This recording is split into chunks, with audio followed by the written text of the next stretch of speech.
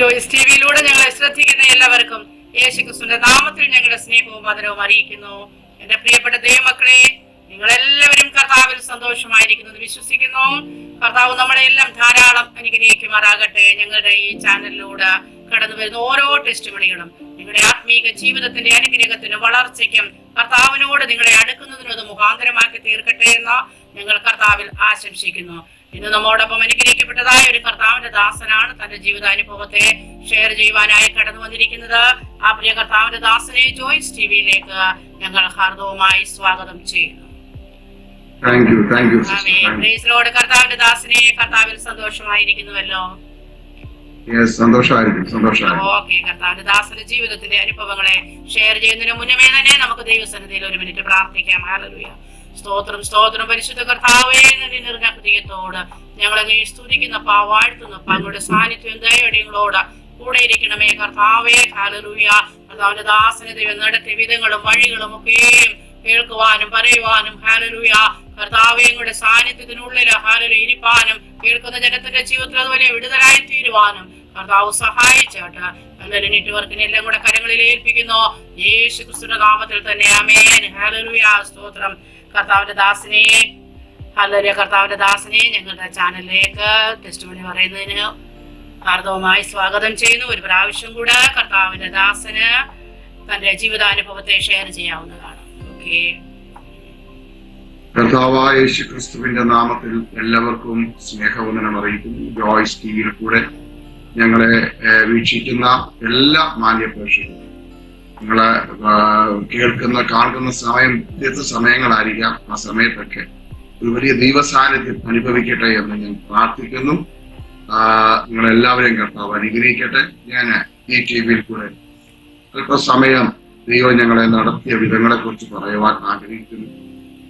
പലരും ചിലപ്പോൾ എന്റെ സാക്ഷ്യം കേട്ടിട്ടുള്ളതായിരിക്കാം, എന്നാൽ കേട്ടിട്ടില്ലാത്ത ആൾക്കാർ ശ്രദ്ധിക്കണമെന്ന് അപേക്ഷിക്കുന്നു. നിങ്ങൾക്കും നിങ്ങളുടെ കുടുംബങ്ങൾക്കും അനുഗ്രഹമായി തീരുമെന്ന് വിശ്വസിക്കുന്നു. ഈ TV പ്രോഗ്രാമിലേക്ക് ഞങ്ങളെ ക്ഷണിച്ച പ്രിയ ആന്റിക്കും കുടുംബത്തിനും നന്ദി അറിയിക്കും. കർത്താവ് നിങ്ങളെ അനുഗ്രഹിക്കട്ടെ. എനിക്ക് ആദ്യമേ പറയാനുള്ളത്, നമ്മുടെ ലൈഫ്, നമ്മുടെ ജീവിതം, ഒരു ജീവിതം കർത്താവ് ഈ ലോകത്തിൽ നമുക്ക് തന്നിരിക്കും. നമുക്ക് ജന്മങ്ങളില്ല. നമുക്ക് മോക്ഷം സ്ഥാപിക്കാൻ വേണ്ടി ജന്മങ്ങളൊന്നും, നമുക്ക് ഒരു ജന്മമേ ഉള്ളൂ. ഒരു ജീവിതം കർത്താവ് തന്നിട്ടുണ്ട്. അത് 70 ആകാം, 80 ആകാം, 90 ആകാം, 100 ആകാം, നമ്മുടെ ആയുസിന്റെ. പക്ഷേ ഇതിനിടയിൽ ദൈവത്തെ കണ്ടെത്തുക, ദൈവത്തെ മനസ്സിലാക്കുക, ദൈവത്തെ തിരിച്ചറിയുക. 1, 2 ദൈവത്തിന്റെ ഹിതപ്രകാരം ജീവിക്കുക. 3 ദൈവത്തിന്റെ ഇഷ്ടം നമ്മളിൽ എന്താ നമ്മൾ തിരിച്ചറിയുക. അതാണ് ഏറ്റവും വലിയൊരു ദൗത്യം. പലപ്പോഴും നമ്മള് ദൈവത്തെ കണ്ടുമുട്ടി, ദൈവ സ്നേഹത്താൽ നിറയപ്പെട്ടു, കർത്താവിന്റെ കൽപ്പന അനുസരിച്ചു, വചനം അനുസരിക്കുന്നു, കാര്യമെല്ലാം ശരിയാണ്. പക്ഷെ നമ്മൾ ദൈവത്തിന്റെ നമ്മളെ കുറിച്ചുള്ള പദ്ധതി, നമ്മളെ കുറിച്ചുള്ള ഉദ്ദേശം മനസ്സിലാക്കുക എന്നുള്ളത് വലിയൊരു കാര്യം. അതാണ് ദൈവജനത്തിൽ പറയുന്നത്, പിടിയും തിരഞ്ഞെടുപ്പും ഉറപ്പാക്കുക എന്ന് പറഞ്ഞു കഴിഞ്ഞാൽ, ജീവിതത്തിൽ നമ്മളെ കുറിച്ച് ദൈവത്തിന്റെ പ്ലാനുണ്ട്. ആ പ്ലാനിലേക്ക് നമ്മൾ എത്തണം. ആ പ്ലാനിലേക്ക് നമ്മൾ എത്താതെ ഒരു കാരണവശാലും നമ്മുടെ ക്രിസ്തീയ ജീവിതം സ്മൂത്തായിട്ട് പോകത്തില്ല, പ്രോപ്പറായിട്ട് പോകരുത്. ഇതിങ്ങനെ കടന്ന് കറങ്ങിക്കൊണ്ടിരിക്കും. അതുകൊണ്ടാണ് ഈ കർത്താവിലേക്ക് വന്ന പല വ്യക്തികളും കിടന്ന് കറങ്ങാനുള്ള കാര്യമാണ്. അവര് ക്രിസ്തുവിൽ വന്നിട്ട് അവർക്ക് മുന്നോട്ട് പോകാൻ കഴിയും. അത് ദൈവത്തിന്റെ ആ പ്ലാൻ നമ്മൾ മനസ്സിലാക്കിയിട്ടില്ല. അതാണ് ഏറ്റവും വലിയ വിഷയം. അങ്ങനെ കറങ്ങിയ ഒരാളാണ് ഞാൻ. ദൈവത്തിന്റെ പ്ലാനും പദ്ധതിയും മനസ്സിലാക്കുക, ദൈവത്തിൽ നിന്ന് മാറിപ്പോയി ദൈവത്തിന് ഇഷ്ടമല്ലാത്ത രീതിയിലൊക്കെ ജീവിച്ചു പോയ ഒരാളാണ്. ദൈവം എന്നെ കൊണ്ട് ദൈവത്തിന്റെ മഹാകരുണ, കൃപ നിമിത്തം ഈ കർത്താവിന്റെ സ്നേഹത്തിലേക്ക് കടന്നു വരുവാനും ദൈവത്തിന്റെ വചനം അനുസരിക്കുവാനും ഈ വചനം പ്രസംഗിക്കുവാനും ദൈവം ഞങ്ങളെ ഞാൻ ദൈവത്തെ സ്തുതിക്കുന്നു. എന്റെ പേര് സാം ചെന്നിത്തല. അല്ലെങ്കിൽ സാം ചെന്നിത്തല എന്നറിയപ്പെടും. ജനിച്ചത് ചെന്നിത്തലയിലാണ്, പക്ഷെ ഞാൻ താമസിക്കുന്നത് ഇപ്പോൾ തിരുവല്ലയിലാണ്. അതുകൊണ്ടാണ് സാം ചെന്നിത്തല എന്നുള്ള പേര്. പിന്നെ എന്റെ വല്യപ്പച്ചൻ ഗീവർഗീസ് എന്ന് പറഞ്ഞാൽ ലോകത്തില് എല്ലാവർക്കും അറിയപ്പെടുന്ന അനേക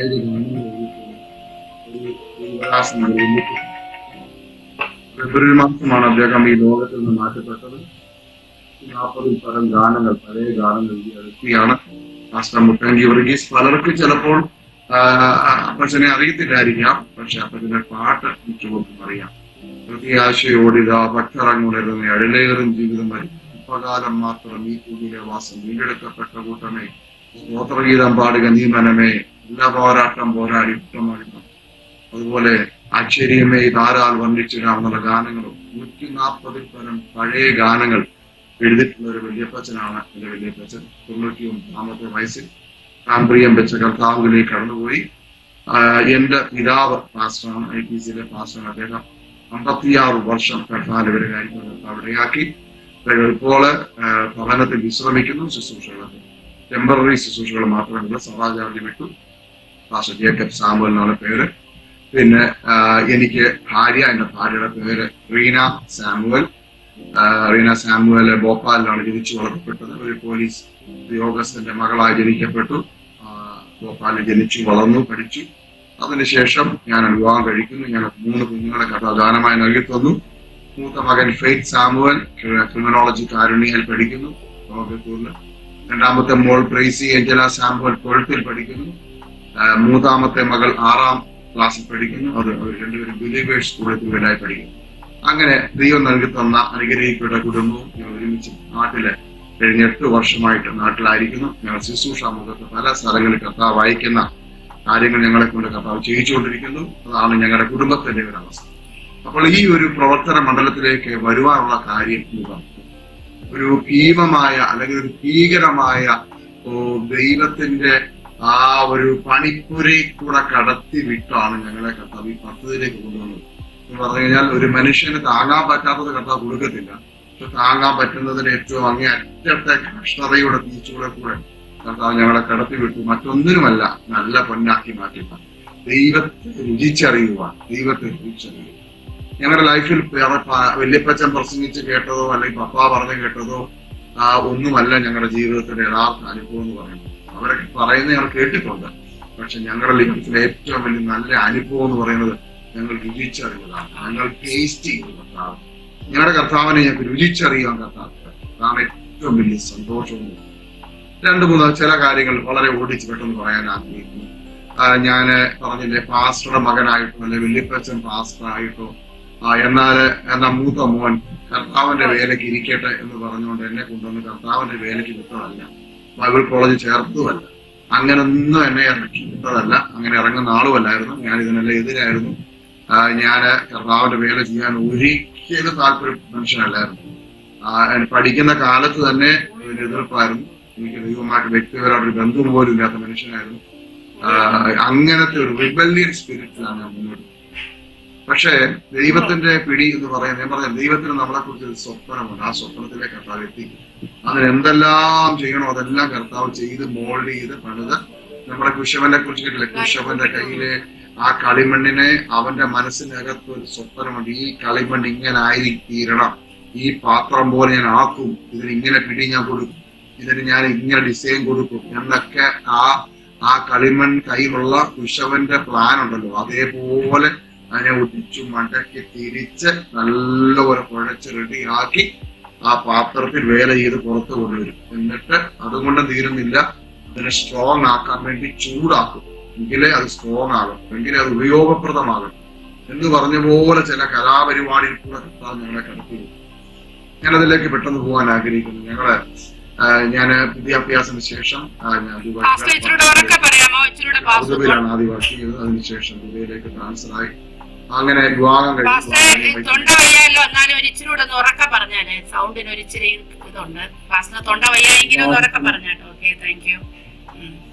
വിവാഹത്തിന് ശേഷം ഞങ്ങള് ദുബൈയില് ദുബൈ എന്ന പട്ടണത്തിൽ സെറ്റിലായി. അവിടെ അങ്ങനെ മുന്നോട്ട് പോകുന്ന സമയം ഞാൻ പറഞ്ഞല്ലോ, ദൈവമായിട്ട് വ്യക്തിപരമായൊരു ബന്ധം എനിക്കില്ലായിരുന്നു.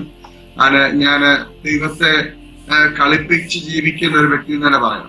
മറ്റുള്ളവരുടെ മുന്നിൽ ഞാനൊരു ബന്ധുക്കോസുകാരനും പാസ്റ്റർ മകനും ഒക്കെയാണ്, പക്ഷെ ദൈവമായിട്ട് വ്യക്തിപരമായൊരു ബന്ധമില്ലായിരുന്നു.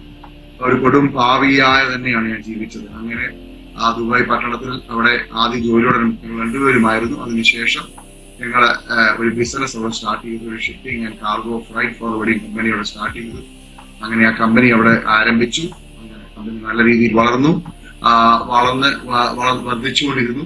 ആ സമയത്തൊന്നും ദൈവമായിട്ടൊരു ബന്ധമൊന്നുമില്ല. ചർച്ചിൽ പോകുമെന്നല്ലാതെ ഒരു പ്രാർത്ഥിക്കാൻ പോലും മനസ്സില്ലാത്തവനാണ്. ദൈവത്തിന്റെ വചനം വായിക്കുകയോ പ്രാർത്ഥിക്കുകയൊന്നും ചെയ്യുന്ന വ്യക്തിയല്ലാതെ അങ്ങനെ ദൈവവുമായിട്ട് അകന്ന് ജീവിക്കുന്ന കാലഘട്ടം. അങ്ങനെ 10-12 വർഷം അങ്ങനെ മുന്നോട്ട് ജീവിച്ചു. അങ്ങനെ മുന്നോട്ട് പോകുന്ന സമയത്താണ് ബിസിനസ് നല്ല രീതിയിൽ വളർന്നു, നല്ല രീതിയിൽ മുന്നോട്ട് പോകുന്നു, കാര്യങ്ങളെല്ലാം ശരിയാണ്. പക്ഷേ ദൈവവുമായിട്ട് വ്യക്തിപരമായ ബന്ധമില്ലാത്ത അവസ്ഥ. Praise the Lord. അങ്ങനെ ഹല്ലേലൂയ, സ്തോത്രം. ഒരു 10-12 വർഷങ്ങൾക്ക് ശേഷം ദൈവത്തിന്റെ പിടി എന്റെ മേൽ വീഴുകയാണ്. അത് പല ദൈവദാസന്മാർ എന്നോട് വ്യക്തിപരമായിട്ടും അല്ലാതെ ദൂത് പറഞ്ഞിട്ടുണ്ട്. നീ മാനസാന്തരപ്പെടണം, ദൈവത്തിലേക്ക് മടങ്ങി വരണം, നിന്റെ പിതാക്കന്മാരുടെ ദൈവത്തെ സേവിക്കണം എന്നൊക്കെ ദൂത് പറഞ്ഞിട്ടുണ്ട്. പക്ഷെ ഞാനതൊന്നും കേൾക്കാറില്ലായിരുന്നു, ഞാനതൊന്നും അംഗീകരിക്കാറില്ലായിരുന്നു. അങ്ങനെ മുന്നോട്ട് പോകുന്ന സമയമായിരുന്നു. അങ്ങനെ മുന്നോട്ട് പോകുന്ന സമയത്താണ് ദൈവത്തിന്റെ പിടി എന്നെ ചർച്ച് കോളിൽ വെച്ചാണ് ദൈവത്തിന്റെ പിടി എന്ന് പറഞ്ഞു കഴിഞ്ഞാൽ ദൈവത്തിന്റെ ശബ്ദം ഞാൻ നേരിട്ട് കേട്ടു എന്നുള്ളതാണ്. എന്ന് പറഞ്ഞാൽ ദൈവശബ്ദം നേരിട്ട് കേൾക്കുക എന്ന് പറയുന്നത് ചിന്തിക്കാൻ പോലും പറ്റുന്ന കാര്യമല്ല. നമ്മളൊക്കെ ദൈവശബ്ദം കേട്ടു എന്ന് പറയുന്നതൊക്കെ നമ്മൾ പരിശുദ്ധാത്മാവിൽ കൂടെ കേൾക്കുന്നത് കൊണ്ടും ദൈവവചനം എല്ലാവരും പ്രസംഗിക്കുന്നത് കേൾക്കുന്നത് കൊണ്ടൊക്കെ നമ്മൾ ദൈവശബ്ദം കേട്ടു എന്നൊക്കെ പറയുന്നത്. പക്ഷേ ദൈവത്തിന്റെ ശബ്ദം നേരിട്ട് നമ്മൾ കേൾക്കുക എന്ന് പറയുന്നത് ഭയങ്കര ഡേഞ്ചറാണ്. അപ്പോസ്തലനായ പൗലോസ് ഈ ദൈവത്തിന്റെ ശബ്ദം നേരിട്ട് കേട്ട വ്യക്തിയാണ്. അദ്ദേഹം അത് കേട്ടപ്പോൾ പെട്ടെന്ന് താഴെ വീഴുകയാണ്, തെറിച്ചു വീണു എന്ന് പറഞ്ഞാൽ ഭയങ്കര മുഴക്കമുണ്ടായെന്ന്. മറ്റുള്ളവരൊക്കെ മുഴക്കം പോലെ കേട്ടെന്ന്. അപ്പൊ ദൈവത്തിന്റെ ശബ്ദം ഷോക്കടിക്കുന്ന പോലെ, ചിലപ്പോ മരിച്ചു പോകാം. അതേപോലെ ഭയങ്കര നമുക്ക് ഉൾക്കൊള്ളാൻ പറ്റാത്ത ദൈവത്തിന്റെ ശബ്ദം. അത് എന്തുകൊണ്ടാണ് ഈ ദൈവത്തിന്റെ ശബ്ദം നേരിട്ട് ഇടപെടുന്നത് അറിയാം? അതെല്ലാവരോടും കണ്ടോണമെന്നില്ല. അത് ഈ ദൈവത്തിന്റെ ആലോചനയെ തള്ളിക്കളയുന്നവരെയാ ദൈവം അങ്ങനെ വിളിക്കുന്നത്. ഞാൻ ദൈവദാസന്മാർ എന്നോട് ഇടപെട്ട് ഞാൻ ഏറ്റെടുക്കാൻ തയ്യാറല്ലായിരുന്നു. ദൈവീയ ദൂതുകളെ ഞാൻ ഏറ്റെടുക്കാൻ തയ്യാറല്ലായിരുന്നു. പ്രവാചകന്മാരെ ഞാൻ നിന്ദിക്കുമായിരുന്നു. എനിക്ക് ഇഷ്ടമല്ലായിരുന്നു. പരിശുദ്ധാത്മാവെന്ന് പറയുന്ന ഭൂതമാണെന്ന് പറയുമായിരുന്നു. അങ്ങനത്തെ ഒരു മനുഷ്യനായിരുന്നു, അങ്ങനെ ജീവിച്ചിരുന്ന ഒരു മനുഷ്യൻ. അപ്പോൾ ദൈവത്തിന് എന്നെ പിടിച്ചേ പറ്റത്തുള്ളൂ. അതുകൊണ്ടാണ് ദൈവത്തിന്റെ ശബ്ദം നേരിട്ട് കേൾക്കേണ്ടി വന്നത്. അത് കേൾക്കുന്നതിന് മുമ്പേ എന്റെ ശരീരത്തിന്റെ സിസ്റ്റത്തെ കർത്താവ് മാറ്റിയെന്നുള്ളതാണ്. എന്ന് പറഞ്ഞു കഴിഞ്ഞാൽ ദൈവം എന്നോട് സംസാരിക്കുമ്പോൾ ഞാൻ മരിച്ചു പോവുകയോ എനിക്ക് ക്ഷതം സംഭവിക്കുകയോ ഉണ്ടാകാൻ സാധ്യതയുണ്ട്. അതുകൊണ്ട് എന്റെ ശരീരത്തിന്റെ ടെമ്പറേച്ചർ കർത്താവ് ഹൈ ആക്കി. പറഞ്ഞു കഴിഞ്ഞാൽ ആ ഹോളിനകത്ത് ഞാൻ ഇരിക്കുമ്പോൾ പെട്ടെന്ന് വലിയ ഇരമ്പല് പോലുള്ള ശബ്ദം ഞാൻ കേൾക്കുന്നുണ്ട് ചെവിയിൽ. ഒരു ഫൈറ്റർ വിമാനം ഇങ്ങനെ അടുത്തോട്ട് വന്നാൽ എങ്ങനെ ഇരിക്കും, അതേപോലെ ഇരമ്പല് കേൾക്കുക. ആ ഇരമ്പൽ ഇങ്ങനെ ചെവിയിലോട്ട് അടുത്ത് വരികയാണ്. എനിക്ക് ഉൾക്കൊള്ളാൻ പറ്റുന്നില്ല. എന്റെ ശരീരം വിറയ്ക്കാൻ തുടങ്ങി, എന്റെ ശരീരം ചൂടാകാൻ തുടങ്ങി, ശരീരം വേർത്ത് കുളിക്കാൻ തുടങ്ങി. പറഞ്ഞു കഴിഞ്ഞു അതേപോലെ എന്റെ ശരീരത്തിന്റെ ഒരു അവസ്ഥ മാറുക. അപ്പൊ ഞാൻ ചിന്തിച്ചു എനിക്കെന്തോ സംഭവിക്കുകയാണ്, ഞാൻ മരിക്കാൻ പോവാന്ന് ഞാൻ ചിന്തിച്ചത്, മരണപ്രാളാന്നാണ് വിചാരിച്ചത്. അതേപോലെ ഈ ശരീരമൊക്കെ വിറയ്ക്കുന്നു, ശരീരം ചൂടാകുന്നു, വേർത്ത് കുളിക്കുന്നു, ഇരമ്പലിങ്ങനെ അടുത്ത് വരും. അയ്യോ എനിക്ക് കേൾക്കാൻ വയ്യേ, എനിക്ക് സഹിക്കാൻ വയ്യേ എന്ന് ഞാൻ നിലവിളിച്ച് കരയാണ്. ഈ ശബ്ദം പെട്ടെന്നത് സ്റ്റോപ്പായി. ആ ശബ്ദം സ്റ്റോപ്പ്. അടുത്ത നിമിഷം ദൈവത്തിന്റെ ശബ്ദം ഞാൻ സൈന്യങ്ങളുടെ ദൈവമായ യഹോവയാണ്, എനിക്ക് നിന്നെ ആവശ്യമാണ്, എന്റെ പാദപീഠത്തിൽ നിന്നെ സമർപ്പിക്കുക, ഞാൻ നിന്നെ മൂർച്ചയുടെ ഒരു ആയുധമാക്കി മാറ്റും. ഈ ദൈവശബ്ദം കേട്ട നിമിഷം വേർത്ത് കുളിച്ച് ചൂടായിരുന്ന എന്റെ ശരീരം ഐസ് പോലെയായി. ഒരു മനുഷ്യന്റെ മരിച്ച ശരീരം എങ്ങനെ അതേപോലെ പെട്ടെന്ന് എന്റെ ശരീരം തണുത്തുറഞ്ഞു. കുറെ സമയം ഞാൻ ആ ഒരു അവസ്ഥയിലായിരുന്നു. ഏകദേശം പിന്നീട് എനിക്ക് മനസ്സിലായി ഒരു മണിക്കൂറോളം ഞാൻ ആ ഒരു അവസ്ഥയിലായിരുന്നു. ആ 1 മണിക്കൂർ കഴിഞ്ഞിട്ട് എന്റെ നാവ് ചലിച്ച് അതുവരെ ആ ഒരു ഫ്രീസ് നയിക്കണം. എന്നുവെച്ചാൽ ദൈവത്തിന്റെ ശബ്ദത്തിന് വേണ്ടി ആർക്കും നിൽക്കാൻ കഴിയത്തില്ല. അതേപോലെ ഞാൻ ആ നാവ് ചലിച്ചപ്പോൾ ഞാൻ യേശുവേ ഞാൻ പാപിയാണേ എന്ന് നിലവിളിച്ച് കഴിയാൻ. ഞാൻ ഒരിക്കലും സമ്മതിക്കാത്ത കാര്യം, ഞാൻ പാപിയാണ് ഞാൻ സമ്മതിക്കുന്നത്. ഞാൻ തെറ്റുകാരനാണ് ഞാൻ സമ്മതിക്കത്തില്ല.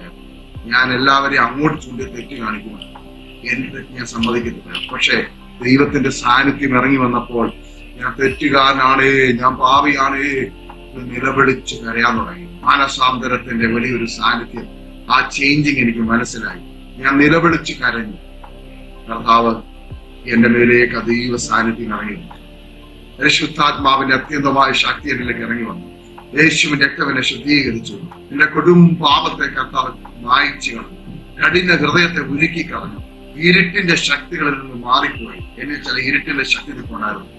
കോപത്തിന്റെയും ദേഷ്യത്തിന്റെയും പകയുടെയും ദ്രവ്യാഗ്രഹത്തിന്റെ ഇരുട്ടിന്റെ ശക്തി. നമ്മൾ ചിന്തിക്കും ഇതൊന്നും ഈ ദ്രവ്യാഗ്രഹം, കോപം, പക ഇതൊന്നും പിശാചല്ല, ഇതൊക്കെ മനുഷ്യന്റെ സ്വഭാവമാണ് ആൾക്കാർ ചിന്തിക്കുന്നത്. ഒന്നുമല്ല, ഇതെല്ലാം ഓരോ സ്പിരിറ്റാണ്. സ്പിരിറ്റ് എന്ന് പറഞ്ഞാൽ അഡൾട്ടറി സ്പിരിറ്റ് ഉണ്ട്, അതുപോലെ തന്നെ പിന്നെ ആങ്കറിന്റെ സ്പിരിറ്റ് ഉണ്ട്, ലയറിന്റെ സ്പിരിറ്റ് ഉണ്ട്. ഇതെല്ലാം സ്പിരിറ്റാണ്. ഇതെല്ലാം ഓരോ ആത്മാവാണ്. ഇതെല്ലാം ദുരാത്മാവാണ്. ഇതെല്ലാം നമ്മളെ വസിച്ചിട്ടാണ് നമ്മൾ ഈ കോപം ഉണ്ടാക്കുന്നതും കള്ളം പറയിപ്പിക്കുന്നതും അഡൾട്ടറി ചെയ്യിപ്പിക്കുന്നതും. ഇതെല്ലാം ഒരു സ്പിരിറ്റാണ്. ആൾക്കാരുടെ വിചാരം, ഞാൻ അങ്ങനെ പിശാചുള്ള ആളൊന്നുമല്ല, എനിക്ക് ഭൂതബാധയൊന്നുമില്ല, കൈ വെച്ചാൽ ഭൂതം പുറത്തു വരും എന്ന് പറഞ്ഞു കഴിഞ്ഞാൽ, എന്റെ മുന്നിൽ കടന്നു വന്ന ഒരു വ്യക്തി, പ്രാർത്ഥിക്കാൻ വന്ന വ്യക്തി ലോൺ പാസ്സാക്കാൻ വന്നതാണ്. ഈ ലോൺ പാസ്സാക്കുന്ന ആളുടെ മേളിൽ ഏതെങ്കിലും സ്പിരിറ്റ് ഉണ്ടോ? ഒരിക്കലുമില്ല. വചനത്തിന് അടിസ്ഥാനവുമില്ല. പക്ഷെ അദ്ദേഹം ലോൺ പാസ്സാക്കാൻ വന്ന 5 ലക്ഷം രൂപ എനിക്ക് പ്രത്യേകം 24 മണിക്കൂറിനുള്ളിൽ എനിക്ക് ലോൺ പാസ്സാക്കണം. 24 മണിക്കൂർ, അല്ലെങ്കിൽ ഭയങ്കര പ്രശ്നമാണ്. ഞാനൊരു ബാങ്കിൽ പേപ്പർ കൊടുത്തിരിക്കുക, പാസ് ഒന്ന് പ്രാർത്ഥിക്കണം, എനിക്ക് നാളെ തന്നെ ലോൺ പാസ്സാക്കിയിട്ട് എനിക്ക് അത്യാവശ്യ കാര്യങ്ങളുണ്ട്. പക്ഷെ എന്നോട് ദൈവത്തിന്റെ ആത്മാവ് പറഞ്ഞു, ഇവൻ ലോൺ പാസ്സാക്കാൻ വേണ്ടി പ്രാർത്ഥിക്കണ്ട, ഇവന്റെ മേലൊരു ശക്തി വ്യാപിക്കുന്നത് പുറത്തു പോകാൻ വേണ്ടി പ്രാർത്ഥിക്കാം. ഞാൻ ഇവൻ ലോൺ പാസ്സാക്കാൻ പ്രാർത്ഥിച്ചില്ല. കർത്താവേ, ഇവന്റെ മേൽ വ്യാപരിക്കുന്ന സ്പിരിറ്റ് യേശുവിന്റെ നാമത്തിൽ പുറത്തു വരട്ടെ എന്ന് പറഞ്ഞപ്പോൾ പുറത്തു വന്ന സ്പിരിറ്റ് എന്നറിയാമോ? ഈവിൾ സ്പിരിറ്റ് വന്നത് സൂയിസൈഡ് സ്പിരിറ്റ്, ആത്മഹത്യ സ്പിരിറ്റ്. അതെന്താണ്? ലോൺ പാസ്സാക്കാൻ വന്നവൻ എങ്ങനെയാണ് ആത്മഹത്യ സ്പിരിറ്റ് വ്യാപരിക്കുന്നത്? എപ്പോഴും നമ്മൾ ചിന്തിക്കണം, ദൈവാത്മാവിനെ കർത്താവ് നമ്മുടെ മേൽ പകർന്നിരിക്കുന്നത് നമ്മുടെ മുന്നിൽ വന്നിരിക്കുന്ന ആളിനെ തിരിച്ചറിയാണ്, നമ്മുടെ മുന്നിൽ നിൽക്കുന്ന ആളിനെ തിരിച്ചറിയാണ്. സ്തോത്രം. അപ്പോൾ ഉടൻ തന്നെ ഞാൻ പറഞ്ഞു, സഹോദര, നിങ്ങൾക്ക് ലോൺ പാസ് ആകുന്നതിനേക്കാൾ മുമ്പേ നിന്നിൽ വ്യാപരിക്കുന്ന ശക്തി പുറത്തു പോകണം. ദൈവത്തിന് സമർപ്പിക്കാൻ പറഞ്ഞു. സമർപ്പിച്ച് പ്രാർത്ഥിച്ചപ്പോൾ തന്നെ ആ ശക്തി വിട്ടുപോയി. എന്താ കാര്യം എന്നറിയാമോ? അദ്ദേഹത്തിന് 70 ലക്ഷം രൂപ കടമാണ്. 70 ലക്ഷം രൂപ കടം കയറിയിട്ട് അദ്ദേഹത്തിന്റെ വീട് ജപ്തിയിലേക്ക് പോവുകയാണ്. ജപ്തിയുടെ ലാസ്റ്റ് സ്റ്റേജാണ്. അപ്പൊ അവര് പറഞ്ഞു 5 ലക്ഷം രൂപ പലിശ പെട്ടെന്ന് അടച്ചാൽ ജപ്തി കുറച്ചു നാളത്തേക്ക് പോസ്റ്റ്പോൺ ചെയ്യാം എന്ന് പറഞ്ഞിട്ട് 24 മണിക്കൂറിൽ 5 ലക്ഷം രൂപ അടയ്ക്കാൻ വേണ്ടിയാണ് ഇവർ 24 മണിക്കൂറിൽ പാസ്സാക്കാൻ വേണ്ടി പ്രാർത്ഥിക്കാൻ വന്ന് നിൽക്കുന്നത്. അപ്പോൾ പാസ്സായി വന്നില്ലെങ്കിലോ? നാളെ ഈ ലോൺ പാസ്സായി വന്നില്ലെങ്കിൽ നാളെ കഴിഞ്ഞ് ഈ ഭാര്യയും ഭർത്താവും ഒരുമിച്ച് അവർ സൂയിസൈഡ് ചെയ്യാൻ തീരുമാനിച്ചിരിക്കുകയാണ്. കണ്ടോ സംഭവം? പുറത്തു വന്നുണ്ട് എന്ന് പറഞ്ഞാൽ അവരിൽ വ്യാപരിക്കുന്ന സൂയിസൈഡ് സ്പിരിറ്റിനെ കർത്താവ് പുറത്തു കൊണ്ടുവന്നു. ആ ലോൺ പാസ്സായില്ല, പക്ഷെ അദ്ദേഹത്തിന് ദൈവം നല്ലൊരു ജോലി കൊടുത്തു. അമേരിക്കൻ കമ്പനി സൗദി അറേബ്യയിൽ പോയി നല്ലൊരു ജോലിക്ക് അദ്ദേഹം കയറി. 6 മാസം കൊണ്ട് അദ്ദേഹത്തിന്റെ എല്ലാ കടവും തീർന്നു. അദ്ദേഹം കർത്താവിന് വേണ്ടി ശക്തമായി നിൽക്കുന്ന ഒരു ദൈവവേദന. ഞാൻ പറയാൻ കാര്യം, പുറമേ കാണുന്ന വിഷയങ്ങളല്ല ഇതിന്റെ പുറകിൽ വ്യാപരിക്കും. ഇതിലെല്ലാം പുറകിൽ ഒരു സ്പിരിറ്റ് ഉണ്ട്. ഇതിന്റെ ഇടയ്ക്ക് ഇത് പറയാൻ കാര്യം, ദൈവാത്മാ പ്രേരിപ്പിച്ചുകൊണ്ട് പറയുന്നുള്ളൂ, നമ്മൾ ഏതെങ്കിലും ഒരു അബ്നോർമലായ അവസ്ഥയെ മുന്നോട്ട് പോകുന്നുണ്ടെങ്കിൽ അവിടെ ചില സ്പിരിറ്റ്, ചില ദുരാത്മാവിന്റെ ശക്തികൾ വ്യാപരിക്കുന്നു. അത് തിരിച്ചറിയണം എന്ന് പറഞ്ഞാൽ, അബ്നോർമലായി മുന്നോട്ട് പോകുന്നെങ്കിൽ തിരിച്ചറിയണം, പ്രാർത്ഥിക്കണം, വിടുതൽ പ്രാപിക്കണം, അല്ലെങ്കിൽ നിത്യത നഷ്ടപ്പെടാൻ സാധ്യതയുണ്ട്. അങ്ങനെ എന്നിൽ ആ ഒരു സ്പിരിറ്റ് ഉണ്ടായിരുന്നു. ഞാന് മറ്റുള്ളവരെ കൈ ചൂണ്ടുമ്പോൾ ഈ സ്പിരിറ്റ് എന്നിൽ നിന്ന് കൈ ചൂണ്ടിക്കൊണ്ടിരിക്കുകയാണ്. അതാ നീ ആ കള്ളൻ, നീ പാപിയാണ്, നീ ശരിയല്ല, ഈ ഉത്തരം തുള്ളിച്ചാടി കൈ കൊട്ടുന്നതൊക്കെ ദുരാത്മാവാ, ഇതൊന്നും ശരിയായ പരിശുദ്ധാത്മാവല്ല എന്നൊക്കെ പറയുന്ന ഞാന് ഈ പറയുന്ന എന്നിലൊരു പരിശുദ്ധ ദുരാത്മാവ് ഇരിപ്പുണ്ടായിരുന്നു. അതാണ് ഇരുട്ടിന്റെ ശക്തികൾ. ഡാർക്ക്നെസ് സ്പിരിറ്റ് മാറിപ്പോയി നിന്ന് ആ ഡാർക്ക്നെസ് സ്പിരിറ്റ് എല്ലാം മാറിപ്പോയി. അങ്ങനെ കർത്താവ് എന്നെ ഒരു ഫ്രീ ആക്കി. എന്ന് പറഞ്ഞാൽ അതുവരെ എന്നിലെന്തോ ഭയങ്കര വെയിറ്റ് ആയിരുന്നു, ഹെവിനെസ് ഉണ്ടായിരുന്നു. അതെല്ലാം പൂപോലായി, ലൈറ്റ് വെയിറ്റ് ആയി, എന്തോ വലിയ തലയിലൊക്കെ അങ്ങ് ഇറങ്ങിപ്പോയി, എന്തോ ശരീരത്തിലൊക്കെ അങ്ങ് ഇറങ്ങിപ്പോയി, ഫ്രീ ആയി. പരിശുദ്ധാത്മാവ് ഇറങ്ങി വരുമ്പോൾ ഇതൊക്കെ സംഭവിക്കും. നമ്മൾ ആകപ്പാടെ പരിശുദ്ധാത്മാവ് ഇറങ്ങി വരുമ്പോൾ നമുക്ക് ആകപ്പാടെയുള്ള എക്സ്പീരിയൻസ് എന്ന് പറയുന്നത്, ഞാൻ അന്യഭാഷ പറയും, അത് പാട്ടിന്റെ അവസാനം. ഇതാ നമ്മുടെ ആകപ്പാടെയുള്ള എക്സ്പീരിയൻസ്. പരിശുദ്ധാത്മാവിന്റെ യഥാർത്ഥമായ ജീവിതം, എക്സ്പീരിയൻസ് എന്ന് പറയുന്നത് അത് എൻജോയ് ചെയ്യണം. സ്തോത്രം, എൻജോയ് ചെയ്യണം എന്ന് പറഞ്ഞു കഴിഞ്ഞാൽ, നിങ്ങളുടെ വീട്ടിൽ ഇലക്ട്രിസിറ്റി ഉണ്ട്, 220 വോൾട്ട് ഇലക്ട്രിസിറ്റി, ഹല്ലേലൂയ. നിങ്ങളുടെ വീട്ടിൽ ലൈറ്റ് മാത്രം ഇട്ടാണോ നിങ്ങൾ ജീവിക്കുന്നത്? അല്ലല്ലോ.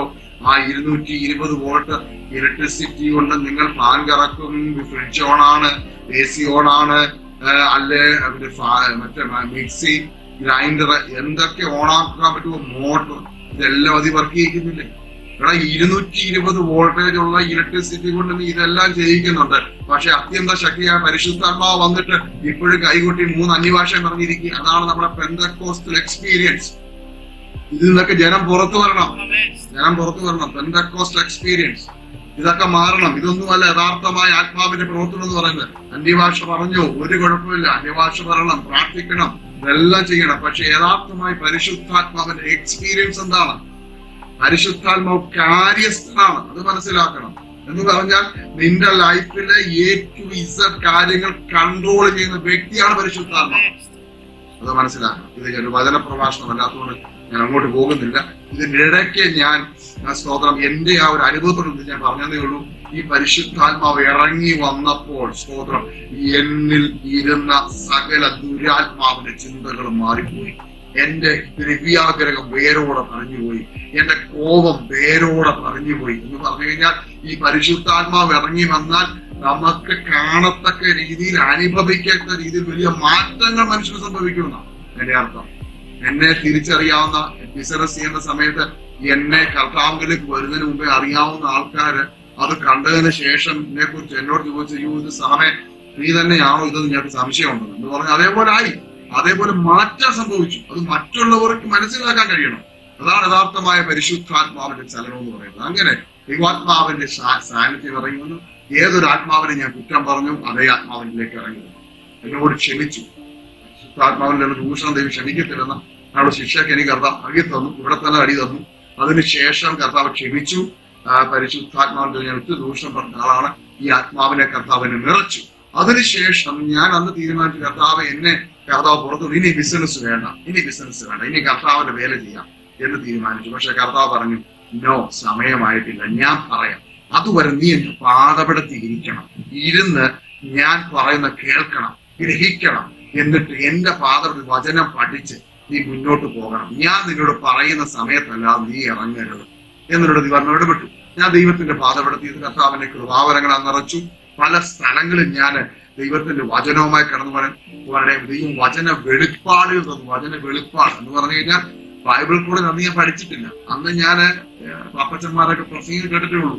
വചനം നമ്മൾ വായിച്ചുള്ള ഒരു ഇതേ ഉള്ളൂ, വചനം പഠിച്ചിട്ടില്ല. പക്ഷെ അന്ന് എനിക്ക് ദൈവം വചന വെളിപ്പാടുകൾ തന്നു. വചനത്തിന്റെ ആഴങ്ങൾ വെളിപ്പെടുത്തി ദൈവാത്മാവിന്റെ കൃപാവരങ്ങളെ നിറച്ചു. അനേക രാജ്യങ്ങളിൽ കർത്താവിനെ അയക്കാൻ തുടങ്ങി. ബിസിനസ് ഒരു സ്ഥലത്ത് ഓടിക്കൊണ്ടിരിക്കുന്നു. എന്റെ വൈഫാണ് ബിസിനസിന്റെ ആ സമയത്ത് കൺട്രോൾ ഏൽപ്പിച്ചു. വൈഫാണ് കാര്യങ്ങൾ നോക്കി നടക്കുന്നത്. ഓഫീസിലെ കാര്യങ്ങളൊക്കെ അവിടെ ചെയ്യും. അങ്ങനെ സ്റ്റാഫൊക്കെ, മറ്റ് സ്റ്റാഫുകളൊക്കെ ഉള്ളതുകൊണ്ട് അവരെല്ലാം പുറത്തെ കാര്യങ്ങൾ ചെയ്യും. ഇങ്ങനെ എല്ലാ കാര്യങ്ങളും ചെയ്യാനുള്ളതുകൊണ്ട് ഞാൻ പൂർണ്ണമായ ഒരു സുവിശേഷ പ്രവർത്തനത്തിലേക്ക് തിരിഞ്ഞു. അങ്ങനെ പല രാജ്യങ്ങളിൽ കടന്നുപോകും. ദുബൈയിൽ തന്നെ പല രാജ്യങ്ങളിൽ കടന്നുപോയി കർത്താവിന്റെ സാക്ഷിയായി തീരുവാൻ കർത്താവ് ഇടയാക്കി. കൃപാവര കൊണ്ടുപോയി ഭൂതാത്മാക്കളുടെ മേൽ അധികാരം കർത്താവ് നൽകുന്ന രോഗശാന്തി വരുന്ന നിറച്ചു. അങ്ങനെ പല സ്ഥലത്തിൽ കർത്താവിനെ അയച്ചുകൊണ്ടിരിക്കുകയാണ്. അങ്ങനെ 5 വർഷം മുന്നോട്ട് പോയി. പല സ്ഥലങ്ങളിൽ ഞങ്ങൾ ചെറിയ ചെറിയ വേലസ്ഥലങ്ങൾ ആരംഭിച്ചു. ഫിഷർമാൻമാർ, മുക്കുവന്മാരുടെ വാസൽ കൈമ എന്ന സ്ഥലത്ത് ചില പ്രവർത്തനങ്ങളൊക്കെ ആരംഭിക്കാൻ കർത്താവ് ഇടയാക്കി. അങ്ങനെ മുന്നോട്ട് പോകുന്ന സമയം ഇന്ത്യയിൽ തന്നെ പല പ്രാവശ്യം വന്ന് പല മീറ്റിങ്ങുകൾക്കായി അങ്ങനെ മുന്നോട്ട് പോകുന്ന സമയം 2012 ഞാൻ ദൈവത്തിന്റെ ചില ദിവസം ഉപവാസത്തോടും പ്രാർത്ഥനയോടെ ഇരിക്കുന്ന സമയം എന്നോട് കർത്താവ് സംസാരിച്ച പ്രകാരം പറഞ്ഞു, മകനെ, സമയം ഇവിടുത്തെ സമയം കഴിഞ്ഞു, എല്ലാം പാക്കപ്പ് ചെയ്യുക, നിന്റെ ജന്മസ്ഥലത്ത് എത്തണം, അവിടെ വെച്ച് ബാക്കി കാര്യം ഞാൻ സംസാരിക്കും. ഇതാ കർത്താവിന്റെ ശബ്ദം കേട്ടു. ഇത് കേട്ടപ്പോൾ സത്യം പറഞ്ഞാൽ 2008 ഞാനിതെല്ലാം വിട്ടിറങ്ങാൻ തുടങ്ങിയ ആളാണ്. എന്ന് പറഞ്ഞാൽ എനിക്ക് ബിസിനസ് വേണ്ടാന്ന് മനസ്സിൽ വന്നു. കർത്താവ് പറഞ്ഞു വേണ്ട, സമയമായിരുന്നു പറഞ്ഞു. പക്ഷെ 2012 ആയപ്പോഴത്തേക്ക് എന്നോട് കർത്താവ് എന്ന് പറഞ്ഞപ്പോൾ എനിക്ക് വിടാൻ പറ്റുന്നില്ല. മറ്റൊന്നുമല്ല, കർത്താവിന്റെ വേലയിൽ ഞാൻ മുന്നോട്ട് പോയിക്കൊണ്ടിരിക്കുകയാണ്. പക്ഷേ നാട്ടിലോട്ട് പോകുന്ന കാര്യത്തെ ഓർത്ത് ഒന്നാമതൊരു വിഷമം. രണ്ടാമത് പല വേല സ്ഥലങ്ങൾ ഞങ്ങൾ ആരംഭിച്ചു, പല പ്രവർത്തനങ്ങൾ ആരംഭിച്ചു. അപ്പൊ അതിന് സപ്പോർട്ട് ചെയ്യുന്ന ഞങ്ങളുടെ ഈ ബിസിനസ്സിൽ കൂടെയാണ്. അപ്പൊ അത് നമുക്ക് സ്റ്റോപ്പ് ചെയ്ത് കഴിഞ്ഞാൽ ഈ സപ്പോർട്ട് എല്ലാം വല്ലാതാവുമല്ലോ എന്നുള്ള ചിന്ത വഹിച്ചു. മൂന്നാമത്തെ വിഷയം, എന്റെ ഭാര്യ, എന്റെ കുഞ്ഞുങ്ങളൊക്കെ ജനിച്ചത് അവിടെയാണ്. അപ്പോൾ അവർക്ക് മലയാളം എഴുതാനും വായിക്കാനും അറിയാൻ വയ്യാതെ, അവിടുത്തെ അറിയാമല്ലോ, അവിടെ ലോക്കൽ ലാംഗ്വേജ് അറബിയാണ് പഠിക്കുന്നത്, ഇംഗ്ലീഷും അറബിയാണ്. അങ്ങനെ അവരെ മലയാളം അറിയാൻ വയ്യാതെ അവര് നാട്ടിൽ കൊണ്ട് എങ്ങനെ പഠിപ്പിക്കും? അങ്ങനെ ഒരു വിഷമം, എല്ലാം കൊണ്ടും പ്രശ്നം. നാട്ടിൽ വന്നിട്ട് സഭാ ചാർജ് എടുക്കാൻ പറ്റുമോ? ബൈബിൾ കോളേജ് പഠിക്കാത്ത ആളുടെ സഭാ ചാർജ് കിട്ടുമോ? മറ്റുള്ള കാര്യങ്ങളൊക്കെ ഇപ്പൊ ഞാൻ വചനമൊക്കെ പഠിച്ചു, ABCയുടെ ഒരു ശുശ്രൂഷയിലാണ്. ഞാൻ പറയാൻ കാര്യം, അന്നത്തെ കാലത്ത് എങ്ങനെയാണ്, അന്ന് നമുക്ക് പഴയ കാലത്തെ പോലെ വിളി ഉണ്ടെന്ന് പറഞ്ഞ് ഇറങ്ങിയൊന്നും ആരും സമയം തരത്തില്ല. വചനം പഠിക്കണം, അതുപോലെ തന്നെ IPCയുടെ തന്നെ PG കോഴ്സ് പഠിക്കണം, അതിന്റെ ഇന്റർവ്യൂ പാസ്സാകണം, അതിന് കാർഡ് കിട്ടണം. ഇതൊക്കെ ഒത്തിരി പ്രൊസീജിയർ കഴിഞ്ഞിട്ട് ദൈവദാസനെ മാറാൻ പറ്റുള്ളൂ. അങ്ങനെയൊക്കെയുള്ള കാര്യങ്ങൾ ഇന്നുണ്ട്. അന്ന് അതൊന്നും വേണ്ടായിരുന്നു നമ്മൾ, പക്ഷെ അന്ന് വേണം. അന്നും ഇത്രയും വലിയ ഇല്ലെങ്കിലും വേണം, കുറച്ചൊക്കെ വേണം. ബൈബിൾ കോളേജിൽ പഠിക്കണം, നിർബന്ധം വേണം. പക്ഷെ ആ പഠിക്കാത്ത എനിക്ക് അന്ന് നാട്ടിൽ വന്ന് സഭാചാരൊന്നും കിട്ടത്തില്ല. അപ്പൊ ഇതൊക്കെ എനിക്ക് അറിയാം. അതുകൊണ്ട് നാട്ടിലോട്ട് വരുന്ന കാര്യം ചിന്തിക്കാനേ പാടില്ല. അതുകൊണ്ട് ഞാൻ ചിന്തിച്ചില്ല. ഞാൻ പറഞ്ഞ കർത്താവേ, എന്ത് വിഷയമാണ് ഞങ്ങൾ ഇവിടെ നിൽക്കും, ഞങ്ങൾ നാട്ടിൽ പോകണം, ഞങ്ങൾ ഇവിടെ നിന്ന് എന്തെങ്കിലും കർത്താവോട് ചെയ്തോളാം, ആരെ വേണം സഹായിച്ചോളാം, ബിസിനസ് ഓടിക്കോട്ടെ എന്ന് പറഞ്ഞു. പക്ഷെ കർത്താവ് ഇതിനൊന്നും സംസാരിച്ചില്ല. ആ ഒറ്റ സംസാരത്തിൽ കർത്താവ് ക്ലോസ് ചെയ്തു. എന്ന് പറഞ്ഞാൽ കർത്താവ് പറഞ്ഞാണ് ഇതിനെ മാറ്റായത്. 2012 കർത്താവിനോട് സംസാരിച്ചു. ആ കർത്താവിന്റെ വാക്കിന് ഞങ്ങൾ സ്റ്റെപ്പ് വെച്ചില്ല. അവിടെ തന്നെ പല വേല സ്ഥലങ്ങളിലേക്ക് കടന്നുപോയി, അവിടെ തന്നെ പ്രവർത്തനങ്ങൾ ആരംഭിച്ചു, അവിടെ തന്നെ കർത്താവ് വേല ചെയ്തു. പക്ഷേ ആ 2012 ദൈവത്തിന്റെ കരം ഞങ്ങളുടെ കമ്പനിയുടെ മേൽ വന്നു. എന്ന് പറഞ്ഞു കഴിഞ്ഞാൽ ആർക്കും പരിഹരിക്കാൻ വയ്യാത്ത വിഷയത്തിലേക്ക് ഞങ്ങളുടെ സ്ഥാപനം വന്നു. വല്ലാത്ത അവസ്ഥയിലേക്ക്, തകർച്ചയിലേക്ക് എന്ന് പറഞ്ഞാൽ ലക്ഷക്കണക്കിന് ദിറംസിന്റെ കടബാധ്യതയുള്ള കടക്കാരനായി ഞാൻ മാറ്റപ്പെടുകയില്ല. 2.5 വർഷം കൊണ്ട് ഞങ്ങൾ ബ്ലാക്ക് ലിസ്റ്റിലേക്ക് എന്ന് പറഞ്ഞാൽ കരിമ്പട്ടികയിലെത്തി. എന്റെ കുഞ്ഞുങ്ങളുടെ വിദ്യാഭ്യാസം ക്ലോസ് ചെയ്തു. അങ്ങനെ എല്ലാ വിഷയങ്ങളും ഞങ്ങളുടെ കംപ്ലീറ്റ് കാര്യങ്ങൾ ജപ്തി ചെയ്യുകയാണ്. വണ്ടികൾ ജപ്തി ചെയ്യുന്നു, ട്രക്കുകൾ ജപ്തി ചെയ്യുന്നു, ഓഫീസ് ക്ലോസ് ചെയ്തു, വെയർഹൗസ് ക്ലോസ് ചെയ്തു, പോലീസ് എല്ലാം ക്ലോസ് ചെയ്തു, കോടതിയിൽ കൂടെ പ്രശ്നങ്ങള്, കേസുകള്, ചെക്ക് ബൗൺസ് ആയതിന്റെ കേസുകള്, അല്ലാത്ത കേസുകൾ എല്ലാം അവിടെ വന്ന് തലയിലോട്ട് കയറി ആകപ്പാട് പ്രശ്നം. 2.5 വർഷം ഞങ്ങൾ തീച്ചുളക്കകത്തൂടെ കടന്നുപോയി. എന്ന് പറഞ്ഞു കഴിഞ്ഞാൽ ത്രട്ടണിങ്ങും പോലീസ് കേസ്, പിള്ളേരുടെ ബുദ്ധിമുട്ടുകളും, സ്കൂളിൽ പഠിക്കാൻ വയ്യാത്തതും, പ്രയാസങ്ങളും, ബുദ്ധിമുട്ട്, കറണ്ട് കട്ട് ചെയ്തു, വീട്ടില് ഗവൺമെന്റ് എല്ലാം കൊണ്ടും പ്രശ്നമായി മാറ്റും. അങ്ങനത്തെ ഒരു അവസ്ഥയിലേക്ക്. പക്ഷെ ഇതിന്റെ നടുവില് മുറുകുറത്തില്ല. ഞങ്ങൾ ദൈവത്തിനെ മുറുകെപ്പിടിച്ചു. ആ ദൈവത്തെ ഞങ്ങൾക്ക് രുചിച്ചറിയാനിടയാക്കി. ആ ദൈവത്തെ മാർവോട് ചേർത്ത് പിടിച്ചു. എപ്പോഴും നമ്മൾ ഓർത്തോണം, എത്ര പ്രതിസന്ധി വരുമ്പോഴും ദൈവത്തെ മുറുകെ പിടിച്ചോണം, ദൈവത്തെ മാർവോട് ചേർത്ത് പിടിച്ചോണം, മുറുകെ പിടിച്ചോണം. അവിടെയാണ് അവൻ എന്നോട് പറ്റിയിരിക്കാൻ ഞാൻ അവനെ വിടുവിക്കും, അവൻ എന്റെ നാമത്തെ അറിയുകയാൽ ഞാൻ അവനെ ഉയർത്തും. ദൈവത്തോട് പറ്റിയിരുന്നോണം. നമ്മൾ സാധാരണ ചെയ്യുന്നത് ഈ നമ്മുടെ പ്രതിസന്ധികളിൽ പറ്റും, പക്ഷേ നമ്മുടെ നല്ല സമയത്ത് നമ്മൾ ദൈവത്തിൽ നിന്ന് അകന്നു പോകുന്ന സാഹചര്യമാണ് സാധാരണയുള്ളത്. സാധാരണ ചില ആൾക്കാർ അങ്ങനല്ല. ഈ പ്രതിസന്ധി വരുമ്പോൾ പുറകോട്ട് പോകും. ഈ ദൈവത്തെ സേവിക്കാൻ ഇറങ്ങിയപ്പോഴും ഇങ്ങനെയൊക്കെ സംഭവിച്ചല്ലോ എന്നുള്ള ചിന്ത, അതെന്താ സംഭവം? തെറ്റിദ്ധാരണയാണ്. ക്രിസ്ത്യൻ ലൈഫ് എന്ന് പറയുന്നത് ഒരിക്കലും സമൃദ്ധിയുടെ മാർഗമല്ല. എപ്പോഴും ഓർക്കും, അത് തെറ്റായ ഒരു പഠിപ്പിക്കലാണ്. ഇത് സമൃദ്ധിയുടെ മാർഗമാണ്. ഇത് സമൃദ്ധിയുടെ മാർഗമാണ്, സ്പിരിച്വൽ സമൃദ്ധിയുടെ മാർഗമാണ്. എന്ന് പറഞ്ഞാൽ നീ ഇന്ന് കർത്താവിലേക്ക് വന്ന ഉടൻ തന്നെ നാളെ ലോട്ടറി അടിക്കത്തില്ല.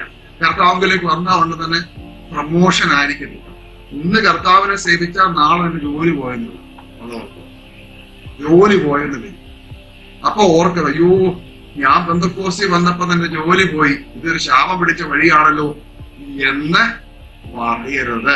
കർത്താവിനെ പറഞ്ഞിട്ടുണ്ട്, എന്റെ അടുക്കലേക്കുള്ള വഴി MC റോഡല്ല, അല്ലെങ്കിൽ നാഷണൽ ഹൈവേ അല്ല.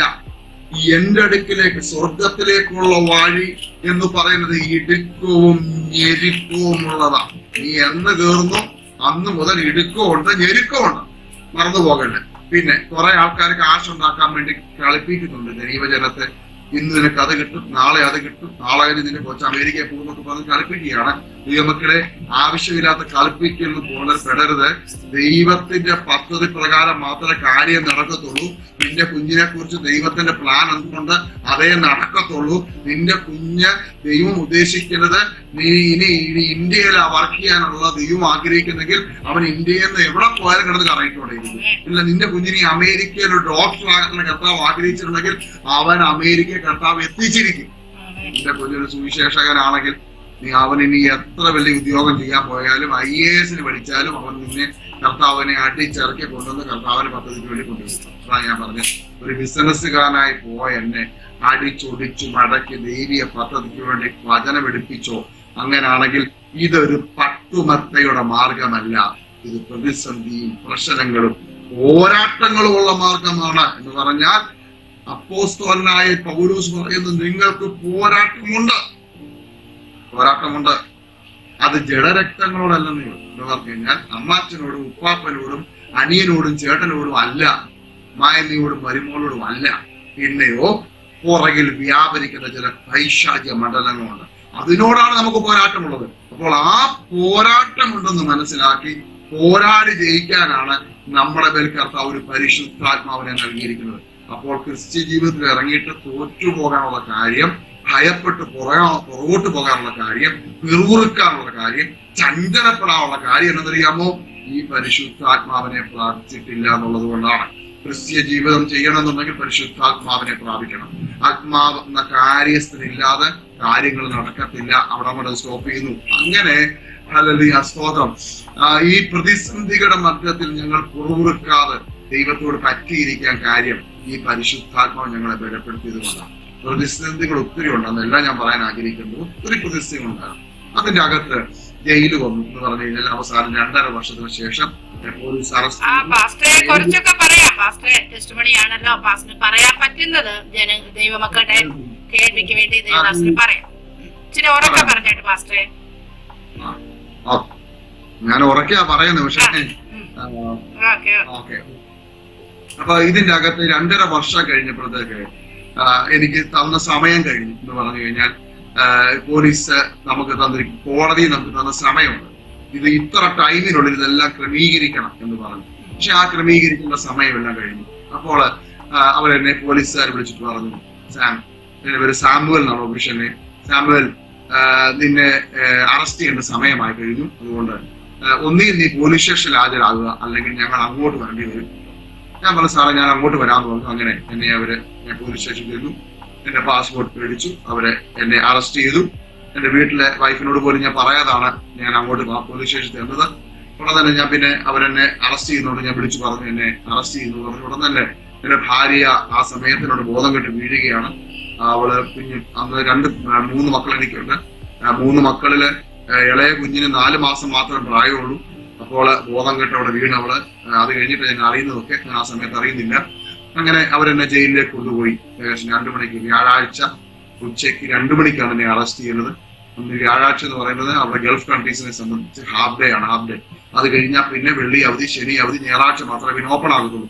അപ്പൊ ഹാഫ് ഡേ ആയതുകൊണ്ട് 2 മണിയായപ്പോൾ അറസ്റ്റ് ചെയ്തു എന്നെ ജയിലിലിട്ടു. അവര് എല്ലാവരും ക്ലോസ് ചെയ്തു പോകും. പിന്നെ ജയിലിൽ വാർഡന്മാര് മാത്രമേ കാണത്തുള്ളൂ. അങ്ങനെ അറസ്റ്റ് ചെയ്തു അകത്തിട്ടതിന് ശേഷം ഞാനിങ്ങനെ ആ ഒരു 10,000-2000 പേര് കിടക്കുന്ന ജയിലാണ്. അതിനകത്ത് പാകിസ്ഥാനികളും ഇറാനികളും ലെബനോനികളും ഫലസ്തീനികളും എല്ലാവരും അതിനകത്തുണ്ട്. ഭയങ്കരമായിട്ടുള്ള ക്രിമിനൽസ് അതിനകത്ത് കിടക്കുന്നുണ്ട്.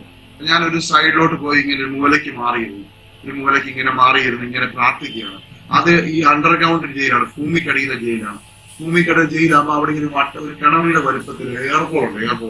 മേളിലോട്ട് ഇങ്ങനെ എയർപോളുണ്ട്. നമുക്കിങ്ങനെ ആകാശം കാണാം. അവിടെ നെറ്റ് ഇട്ടിരിക്കുകയാണ്.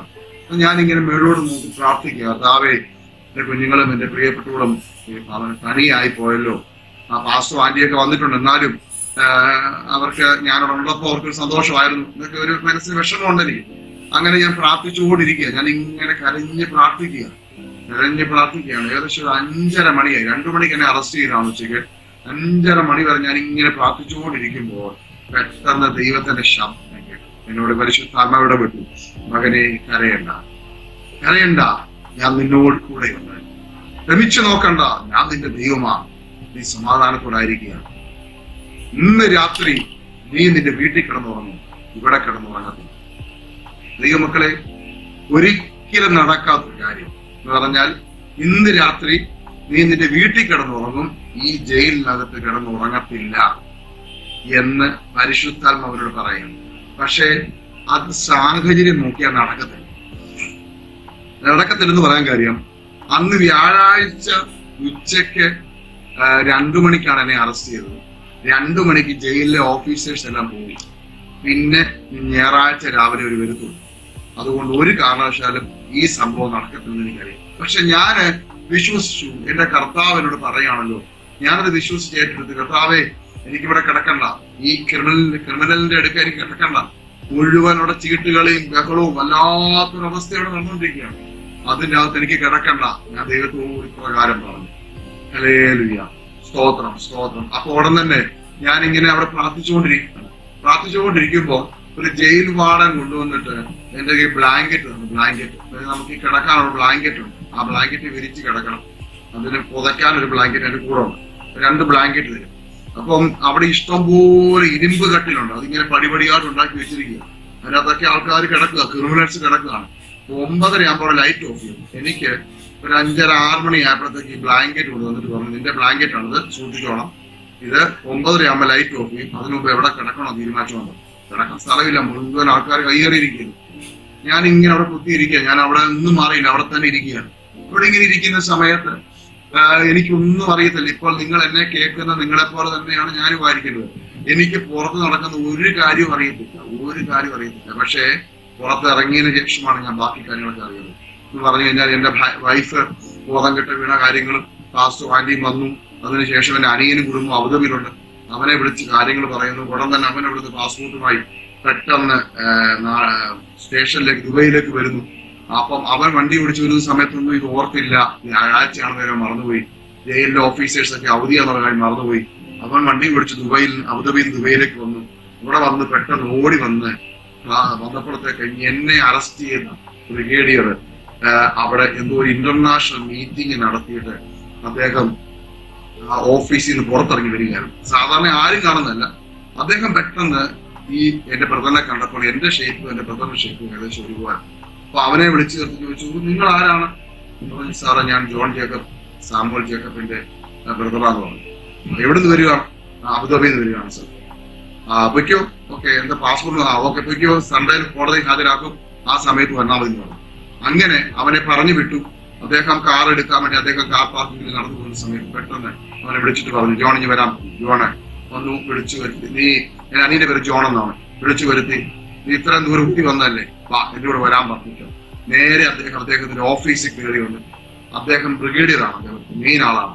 അദ്ദേഹം തന്നെ എനിക്ക് വേണ്ട റിലീസ് ലെറ്റർ ടൈപ്പ് ചെയ്തു. എന്നിട്ട് എന്റെ അനിയന്റെ പാസ്പോർട്ട് അവിടെ സറണ്ടർ ചെയ്തിട്ട് റിലീസ് ലെറ്റർ ടൈപ്പ് ചെയ്തിട്ട് അദ്ദേഹം സ്റ്റാമ്പ് ചെയ്ത് സൈൻ ചെയ്തു. കറക്റ്റ് 8:20 ആയപ്പോൾ ഈ ജയിൽ വാർഡന്മാരുടെ ഓഫീസിൽ താഴെയാണ്, ഭൂമിക്കടിയിലാണ്, അവിടേക്ക് അദ്ദേഹം എന്റെ അനിയൻ ഇറങ്ങി വന്നു. ഞാൻ ഇങ്ങനെ ആ ഇരുന്നിടത്ത് തന്നെ ഇരിക്കുകയാണ്, ഞാൻ എങ്ങോട്ടും മാറിയിട്ടില്ല. ഞാൻ കയറി അവിടെ 2 മണിക്ക് കയറിയോ അവിടെ തന്നെ ഞാൻ ഇരിക്കുക, അവിടെ ഞാൻ മാറിയിട്ടില്ല. ആ ബ്ലാങ്കറ്റ് പിടിച്ചോണ്ടിരിക്കുക. 8:25 ആയപ്പോൾ മൈക്കിൽ കൂടെ ഒരു അനൗൺസ്മെന്റ് കേൾക്കാം, സാമുവൽ ജേക്കബ് എന്ന് 3 പ്രാവശ്യം അവർ അനൗൺസ് ചെയ്തു. ഞാൻ പെട്ടെന്ന് ചാടി എഴുന്നേറ്റു, ഓടി ചെന്നിട്ട് ആ ജയിലിന്റെ അവിടെ ഒരു ക്യാമറ ഉണ്ട്, ക്യാമറയിൽ ഇങ്ങനെ കൈ കാണിച്ചു. അപ്പം തന്നെ അവർ ജയിൽ വാർഡന്മാർ വന്നിട്ട് 3 ഗേറ്റ് എന്നെ പുറത്തോട്ട് കൊണ്ടുപോയി. അവരങ്ങനെ പുറത്തോട്ട് കൊണ്ടുപോയി. ഞാൻ ആ ജയിൽ വാർഡന്മാരുടെ ഓഫീസിനടുത്ത് ചെന്നപ്പോൾ ഞാൻ കാണുന്നത് എന്നെ അറസ്റ്റ് ചെയ്ത എന്റെ ബ്രിഗേഡിയർ ഓഫീസറും എന്റെ അനിയനെ നിൽക്കുന്നത് കണ്ടു.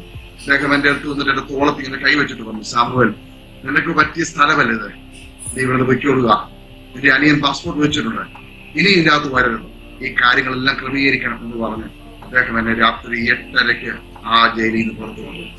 ഞാൻ ചോദിക്കട്ടെ, യുവയുടെ ചരിത്രത്തിൽ ആദ്യമായിട്ട് അങ്ങനെ ഒരു സംഭവം ഉണ്ടായിട്ടില്ല. അവിടെ 5 മണിക്ക് ശേഷം അവിടുത്തെ ഒരു ഓഫീസും വർക്ക് ചെയ്തില്ല. പ്രത്യേകിച്ച് 2 മണിക്ക് ശേഷം മിനിസ്ട്രി ഓഫീസ് വർക്ക് ചെയ്യത്തില്ല. അന്ന് വ്യാഴാഴ്ച അവധിയും, മറ്റുള്ള ദിവസങ്ങളിൽ പിന്നെ 5 മണി വരെ വർക്ക് ചെയ്യുന്ന പറയാം. ആ വ്യാഴാഴ്ച 2 മണിക്ക് ശേഷം ഒരു ഓഫീസും വർക്ക് ചെയ്യത്തില്ല. പക്ഷെ അതും പോരാട്ട് ഓഫീസ് ടൈം അല്ലാത്ത സമയത്ത് ദൈവം ജയില് തുറന്ന് എന്നെ പുറത്തു കൊണ്ടുവന്നെങ്കിൽ ഇത് ബ്രിഗേഡിയറിന്റെ കഴിവല്ല. എന്നോട് ദൈവം ഒരു വാക്ക് പറഞ്ഞു, നീ ഇന്ന് രാത്രി നീ ഇവിടെ കിടന്നുറങ്ങത്തില്ല, നിന്റെ വീട്ടിൽ കിടന്നുറങ്ങും. സ്തോത്രം സ്തോത്രം സ്തോത്രം. ദൈവം നിന്നോട് എന്തെങ്കിലും പറഞ്ഞിട്ടുണ്ടെങ്കിൽ അങ്ങനെ സംഭവിക്കും. കാര്യം അതിന് സാഹചര്യ വിഷയമല്ല, അതിന് സാഹചര്യമോ പരിസ്ഥിതിയോ പാരമ്പര്യമോ വിഷയമല്ല. ദൈവം ഒരു കാര്യം പറഞ്ഞിട്ട് അങ്ങനെ സംഭവിക്കും. എന്നെ കേൾക്കുന്ന പ്രിയപ്പെട്ടവരെ, നിങ്ങൾ ആരെങ്കിലും നിരാശയോട് ജീവിതത്തിൽ മുന്നോട്ട് പോകാൻ കഴിയാതായിരിക്കുന്നുണ്ടെങ്കിൽ ദൈവത്തിന്റെ ആത്മാവ് ഞാൻ നിങ്ങളോട് വിളിച്ചു പറയുന്നു, നിങ്ങളുടെ ലൈഫിൽ യേശു കർത്താവ് പറഞ്ഞത് സംഭവിക്കും. വാഗ്ദത്തം നിങ്ങൾക്ക് ലഭിച്ചിട്ടുണ്ടോ? അത് സംഭവിക്കും. ദൈവദാസന്മാർ നിങ്ങൾ ദൂത് പറഞ്ഞിട്ടുണ്ടോ? അത് സംഭവിക്കും. ഈ ദിവസങ്ങളിൽ പിടിച്ചു വെച്ച് പ്രാർത്ഥിച്ചു, കർത്താവ് അത്ഭുതങ്ങൾ ചെയ്യും. യേശു പറഞ്ഞാൽ അത് സംഭവിക്കും. ബിക്കോസ് എന്തുകൊണ്ടാണ്? കർത്താവ് ആരാണെന്നറിയാം? ക്രിയേറ്ററാ, സകലത്തിന്റെ ഉടയവനാ, സകലത്തെ നിർമ്മിച്ചവനാ. ഉണ്ടാകട്ടെ എന്ന് പറഞ്ഞപ്പോൾ എന്തെങ്കിലും ഉണ്ടാകാതിരുന്നോ? ഭൂമിയും എന്റെ ചരാചരങ്ങളെ സൃഷ്ടിച്ച കർത്താവിന് നിന്റെ പ്രശ്നത്തെ മാറ്റാൻ കഴിയില്ലയോ? പിന്നെ നമ്മുടെ വിശ്വാസത്തിന്റെ പരിശോധന, വിശ്വാസം ഒന്ന് വർദ്ധിപ്പിക്കാൻ വേണ്ടി ചിലപ്പോൾ ഡിലേ ആക്കിയത് വരും. ദൈവം തള്ളിക്കളയത്തില്ല. ദൈവം നിന്നെ പുറത്തു കൊണ്ടുവരും, നിന്റെ തലമുറയെ പുറത്തു കൊണ്ടുവരും, നിന്റെ പ്രിയപ്പെട്ടവരെ സൗഖ്യമാക്കും, നിന്റെ പ്രിയപ്പെട്ടവരെ സൗഖ്യമാക്കും, നിന്റെ പിതാവിനെ സൗഖ്യമാക്കും. സഹോദര സഹോദരി, ദൈവം നിന്നെ വിടുവിക്കും, നിന്നെ പുറത്തു കൊണ്ടുവരും. യേശു കർത്താവ് നിന്നെ തള്ളിക്കളയത്തില്ല, ഉപേക്ഷിക്കും. അങ്ങനെ ആ വലിയ തീക്കകത്തുനിന്ന് കർത്താവ് ഞങ്ങളെ പുറത്തു കൊണ്ടുവരും. ദൈവത്തിന്റെ അത്ഭുതകരമായ വിടുതലാണ് അത്. ജയിലിൽ നിന്ന് പുറത്തു വന്നെങ്കിലും എന്റെ ബ്രദറിന്റെ പാസ്പോർട്ടാണ് അവിടെ ഇരിക്കുന്നത്. അവനത് പ്രശ്നത്തിലേക്ക് പോകാൻ സാധ്യതയുണ്ട്. 6 മാസം കഴിയുമ്പോൾ അവനെ അറസ്റ്റ് ചെയ്യും, പോലീസ് എന്നെ അറസ്റ്റ് ചെയ്യും, രണ്ടുപേരെ അറസ്റ്റ് ചെയ്യും. അങ്ങനെ പോകുന്ന അവസ്ഥയിലായി. പക്ഷേ ഒറ്റയാഴ്ചക്കുള്ളിൽ ഞാൻ ഒരിക്കൽ പോലും കാണാത്തൊരു അമേരിക്കക്കാരൻ എന്റെ ബിസിനസ് ബാധ്യതകളോടുകൂടി അദ്ദേഹം വാങ്ങി. അതൊക്കെ ഒരു സ്വപ്നം കാണുന്ന പോലെ, ചിലപ്പോൾ നിങ്ങൾക്കൊരു സിനിമ കഥ പോലെ തോന്നുമായിരിക്കും. ഒരു അമേരിക്കൻ ബിസിനസ്സുകാരൻ വന്നിട്ടാണ് ഞങ്ങളുടെ ബിസിനസ് ഏറ്റെടുക്കുന്നത്. മുഴുവൻ ബാധ്യതയും ഏറ്റെടുക്കും. നയാഗ്ര മൂവേഴ്സ് എന്ന് പറഞ്ഞ ആ കമ്പനി ഇന്നൊരു അമേരിക്കൻ കമ്പനിയാണ്. ആ കമ്പനിയിൽ അമേരിക്കക്കാരൻ വിലക്ക് വാങ്ങി. ഞാൻ നിങ്ങളോട് പറയട്ടെ, ഇതൊക്കെ സ്വപ്നം കാണുന്ന പോലെ തോന്നുന്നില്ലേ? ഇതാണ് പറയുന്നത്.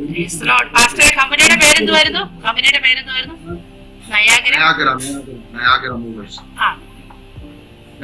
ആ അത്ഭുതകരമായ വലിയ ഒരു ദൈവപ്രവൃത്തി കൂടെ പുറത്തു വന്നില്ലേ? ഒരിക്കൽ പോലും കാണാത്ത ആളിനെ കർത്താവ് കൊണ്ടുവന്ന് ഞങ്ങളുടെ സകല കടബാധ്യതകളും മാറ്റി ഞങ്ങളുടെ ബ്ലാക്ക് ലിസ്റ്റിനെ വേരോടെ പറിച്ചു കളഞ്ഞു. ഗ്രീൻ ചാനലാക്കി മാറ്റി ഞങ്ങളുടെ ലൈഫിന്. എന്ന് പറഞ്ഞാൽ എല്ലാ ബാധ്യതകളും മാറി. 2014 എന്റെ കമ്പനി വിറ്റു. ദൈവാത്മാവ് വീണ്ടും സംസാരിച്ചു, മകനെ ഞാൻ എല്ലാ പ്രശ്നവും സോൾവ് ചെയ്തില്ലേ? നീ ഇപ്പൊ ഞാൻ ആരാന്ന് മനസ്സിലാക്കിയില്ലേ? ഇനിയെങ്കിലും ഈ വചനം എടുത്തുകൊണ്ട് നിന്റെ ജന്മസ്ഥലത്തെത്തണം. അവിടെ വെച്ച് ഞാൻ നിന്നോട് സംസാരിക്കും. പക്ഷെ ഞാനും ദൈവമായിട്ട് വീണ്ടും വടംവലി തുടങ്ങി. വടംവലി മറ്റൊന്നുമല്ല. ഈ വടംവലി തുടങ്ങാൻ കാര്യം, എനിക്ക് നാട്ടിൽ പോകുന്ന കാര്യം ചിന്തിക്കാൻ പോലും പറ്റുന്ന കാര്യം. എനിക്ക് താല്പര്യമേ ഇല്ല. നാട്ടിൽ പോയി ഒരു സുവിശേഷ പ്രവർത്തനം ചെയ്യാൻ എനിക്ക് താല്പര്യമില്ല. ഞാനത് ആഗ്രഹിക്കുന്നുമില്ല. എനിക്ക് ഒട്ടും ഇഷ്ടമല്ല. അത് ഇഷ്ടം പോലെ പാസ്റ്റർമാരും സഭകളും കേരളത്തിലുണ്ട്. പിന്നെ അതിന്റെ കൂടെ ഞാനൂടെ ഒന്ന് കിടക്കേണ്ട കാര്യമുണ്ടോ എന്നുള്ള ചിന്ത കൊണ്ട് എനിക്ക് നാട്ടിലോട്ട് പോകാൻ താല്പര്യമേ ഇല്ല. ഞാൻ പറഞ്ഞു, എന്റെ കർത്താവെ ഞങ്ങൾ പോത്തില്ല, ഞങ്ങൾ ഇവിടെങ്ങാനും നിന്ന് കർത്താവിന് വേല ചെയ്തോളപ്പ എന്ന് പറഞ്ഞു. കർത്താവ് വീണ്ടും ഒന്നും മിണ്ടിയില്ല. വീണ്ടും കർത്താവ് സെക്കൻഡ് കമ്മ്യൂണിക്കേഷൻ, രണ്ടാമത്തെ കമ്മ്യൂണിക്കേഷൻ, 2.5 വർഷത്തെ ബ്ലാക്ക് ലിസ്റ്റിന് ശേഷം കർത്താവ് ഈ വിഷയം വീണ്ടും പറയുകയാണ്. ഈ ദേശം വിട്ടു പോകണം, ഈ ദേശം വിട്ടു പോകണം.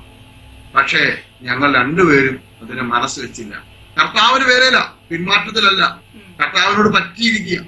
മനസ്സിനകത്ത് കുത്തുന്നുണ്ട്. പക്ഷെ എന്നിട്ടും നാട്ടിലോട്ട് പോകാൻ മനസ്സില്ല. പല ചിന്തകളും പല വിചാരങ്ങളും. ഇതെല്ലാം ഇട്ടിട്ട് നാട്ടിൽ പോയ പിന്നെ എങ്ങനെ ജീവിക്കും? ഇവിടെ ആകുമ്പോൾ ജോലി ചെയ്താണെന്ന് ജീവിക്കാം, കർത്താവിന് വേല ചെയ്യാം എന്നുള്ള ചിന്ത മനസ്സിൽ കയറി. അങ്ങനെ അങ്ങനെ ഇരിക്കുന്ന സമയത്ത് പെട്ടെന്ന് ഒരു സുഹൃത്ത് എന്നോട് പറഞ്ഞു, നമുക്കൊരു പാർട്ട്ണർഷിപ്പ് ബിസിനസ് ഉണ്ട്, പാർട്ട്ണർഷിപ്പിന് ബിസിനസ് എന്ന് പറഞ്ഞാൽ മുന്നിൽ നിൽക്കേണ്ട, പുറകെ നിന്നാൽ മതി എന്നുള്ള ചിന്ത. രണ്ടുപേരുടെ കൂടെ നിൽക്കാം എന്നുള്ള ചിന്തയാണ്. അങ്ങനെ ആ പാർട്ട്ണർഷിപ്പ് ബിസിനസിനകത്ത് കുറച്ച് പൈസ ഇൻവെസ്റ്റ് ചെയ്യും. ആ ഇംഗ്ലീഷുകാരൻ തന്ന, അമേരിക്കക്കാരൻ തന്ന കുറച്ച് പൈസ ഉണ്ടല്ലോ, അതെന്ത് ചെയ്തു? ഇൻവെസ്റ്റ് ചെയ്തു. 7 മാസം കൊണ്ട് ആ പൈസ നഷ്ടപ്പെട്ടു. മുഴുവൻ പൈസയും പോയി. രണ്ടാമത്തെ കമ്പനി ക്ലോസ് ചെയ്തു. രണ്ടാമത്തെ കമ്പനി ഞങ്ങൾ 2015 അവസാന സമയത്ത് ക്ലോസ് ചെയ്തു. അപ്പൊ ഞാൻ എന്റെ വൈഫ് റീനയോട് പറഞ്ഞു, നമുക്കൊരു കാര്യം ചെയ്യാം, ഇനി ഒരു കമ്പനി വേണ്ട, നമുക്ക് ജോലി ചെയ്ത് ജീവിക്കാം. എവിടെങ്കിലും ജോലി ചെയ്ത് നമുക്ക് ജീവിക്കാം. ശുശ്രൂഷയ്ക്ക് തടസ്സമാണ് ജോലി ചെയ്ത് ജീവിക്കുക. നമുക്ക് അവധി കിട്ടുന്നില്ല, പല സ്ഥലങ്ങളിൽ മീറ്റിങ്ങിന് പോകാൻ അവധി കിട്ടുന്നില്ല. അപ്പൊ അതൊരു വിഷയം. എന്നാലും നമുക്ക് കാശ് വേണമല്ലോ, ജീവിക്കാൻ കാശ് വേണം, ശുശ്രൂഷയ്ക്ക് കാശ് വേണം, പല സ്ഥലങ്ങളിൽ പോകേണ്ടതല്ലേ. ഞങ്ങൾ ആരുടേത് വരെ അന്ന് വരെ ഒരു കവർ മേടിച്ചിട്ടില്ല. ഞങ്ങൾ ശുശ്രൂഷയിലാണെങ്കിലും അങ്ങോട്ട് കൊടുത്താണ് അന്ന് വേല ചെയ്തുകൊണ്ടിരുന്നത്. അങ്ങോട്ട് കൊടുത്തു. ഫ്ലൈറ്റ് ടിക്കറ്റ് ഒക്കെ സ്വന്തമായിട്ട് എടുത്തിട്ട് ആ വേലയ്ക്ക് പോയിക്കൊണ്ടിരുന്നത്, ശുശ്രൂഷയ്ക്ക് പോകുന്നത്. അപ്പോൾ അവിടുന്ന് കവർ മേടിക്കത്തില്ല. ആ കവർ മേടിച്ച് അവിടുത്തെ പാസ്റ്റർ കൊടുത്തിട്ട് പോകും. അങ്ങനെ ആയിരുന്നു സിസ്റ്റം. നമ്മൾ അങ്ങോട്ട് കൊടുത്ത വേല ചെയ്യുന്നത്. അന്നത്തെ കാലത്ത് അങ്ങനെ ആയിരുന്നു. അപ്പൊ ആ ഒരു ചിന്ത മനസ്സിൽ കിടക്കുന്നുണ്ട്.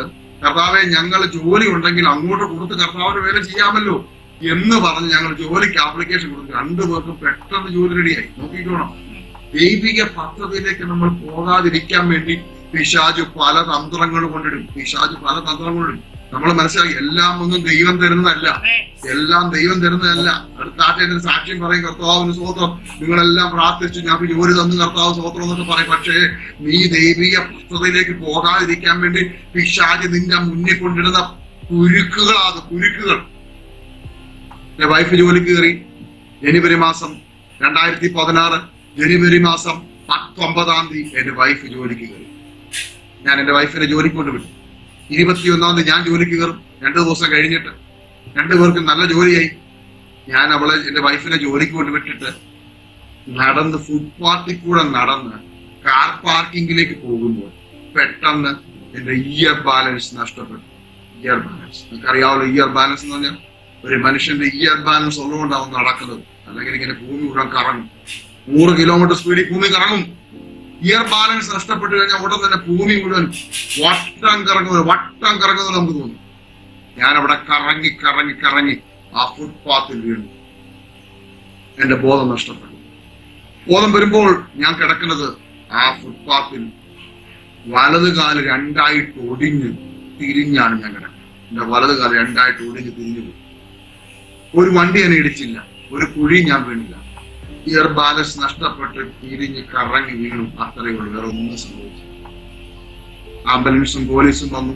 ഉടൻ തന്നെ ദുബൈയിലെ റാഷിദ് മെഡിക്കൽ കോളേജിലേക്ക് എന്നെ കൊണ്ടുപോയി. അവര് ഉടൻ തന്നെ ഓപ്പറേഷനിലേക്ക് വെച്ച് 2 സൈഡിലും ടൈറ്റാനിയം പ്ലേറ്റ്, ഈ സൈഡിൽ 14 സ്ക്രൂ, അങ്ങേ സൈഡിൽ 14 സ്ക്രൂ ഇട്ട് ഇഞ്ചസ് കാലിന്റെ മുട്ടിൻ്റെ വെച്ച് പൊട്ടിപ്പോയതുകൊണ്ട്, മുഴുവൻ തിരിഞ്ഞു പോയതുകൊണ്ട് ഇഞ്ചസ് ഇട്ട് കാല് ഫിറ്റ് ചെയ്തു. 3 മാസം ഒറ്റ കിടപ്പ്. 3 മാസം ഓപ്പറേഷൻ ചെയ്ത ഡോക്ടർ പറഞ്ഞു, ഒന്നുകൊണ്ടും പേടിക്കണ്ട, നല്ല ഫിക്സിംഗ് ആണ്, 2.5 മാസമാകുമ്പോൾ ഞങ്ങൾ നിന്നെ നടത്തും. എനിക്ക് ഊർജം പകർന്ന വാക്കുകളല്ല ഡോക്ടർ പറഞ്ഞു, ഞങ്ങൾ നിന്നെ നടത്തും. പക്ഷേ അന്ന് രാത്രി റിക്കവറി റൂമിൽ ഞാൻ കിടന്ന് ആരുമില്ല, ഒറ്റയ്ക്ക് കിടക്കുക. അന്ന് രാത്രി പരിശുദ്ധാത്മാവിനോട് പറഞ്ഞു, മോനെ നീ നടക്കത്തില്ല, നിന്നെ തൊട്ടത് ഞാനാ. ദൈവത്തിന്റെ ശബ്ദമാണ്, ഞാനാ നിന്നെ തൊട്ടത്. എപ്പോഴും ഓർത്തോണം, ദൈവത്തോട് മല്ല് പിടിക്കുന്നവനെ കാലെ തൊടും. യാക്കോബിന്റെ കാലെ കത്താവും. ഞാൻ ദൈവത്തോട് മല്ല് പിടിച്ചു, ദൈവന്റെ കാലെ തൊട്ടു. ഞാനാ നിന്നെ തൊട്ടത്, എനിക്ക് മാത്രമേ നിന്നെ സൗഖ്യമാക്കാൻ കഴിയുകയുള്ളൂ.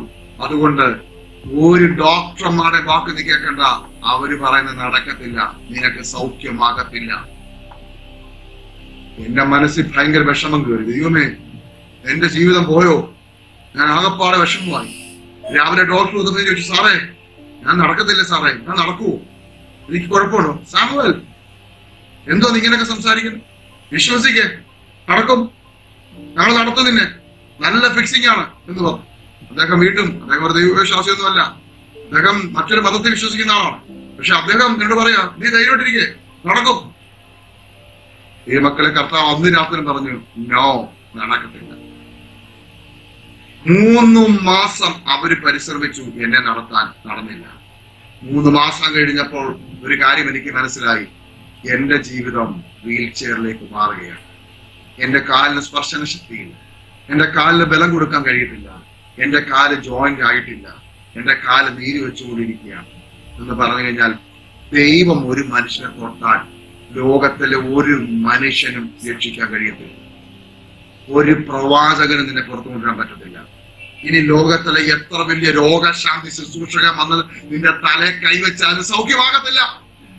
ദൈവം തൊട്ടാൽ അത് തൊട്ടതാണ്. ദൈവത്തിന് മാത്രമേ അത് പുറത്തു വിടുവിക്കാൻ കഴിയൂ. അപ്പൊ എനിക്ക് കാര്യം മനസ്സിലായി, കർത്താവ് ഇനി ഒരു രക്ഷയില്ല. 3 മാസം കഴിഞ്ഞ് ഹോസ്പിറ്റലിൽ നിന്ന് വീട്ടിൽ കൊണ്ടുവന്നതിന് ശേഷം ഞാനിങ്ങനെ വീട്ടിൽ ഒറ്റയ്ക്കായിരിക്കണം. വൈഫ് കുഞ്ഞുങ്ങൾ ആരാധനയ്ക്ക് കടന്നുപോയി. ഒരു വെള്ളിയാഴ്ച ദിവസം രാത്രി ഞാനിങ്ങനെ ഇരുന്ന് പ്രാർത്ഥിക്കുകയാണ്. രാത്രി കിടന്ന് പ്രാർത്ഥിക്കുക. എനിക്ക് എഴുന്നേക്കാൻ പറ്റില്ല. എന്നെ എടുത്ത ആൾ എഴുന്നേൽപ്പിച്ചെങ്കിൽ മാത്രമേ എഴുന്നേക്കാൻ കഴിയുള്ളൂ. എന്റെ കാല് ഭയങ്കര വേദനയാണ്, അതിഭയങ്കരമായിട്ട് വേദനയാണ്. കാല് വേദന വന്നിട്ടില്ല 3 മാസം കഴിഞ്ഞിട്ട്. കാല് നീര് വെച്ചുകൊണ്ടിരിക്കുകയാണ്.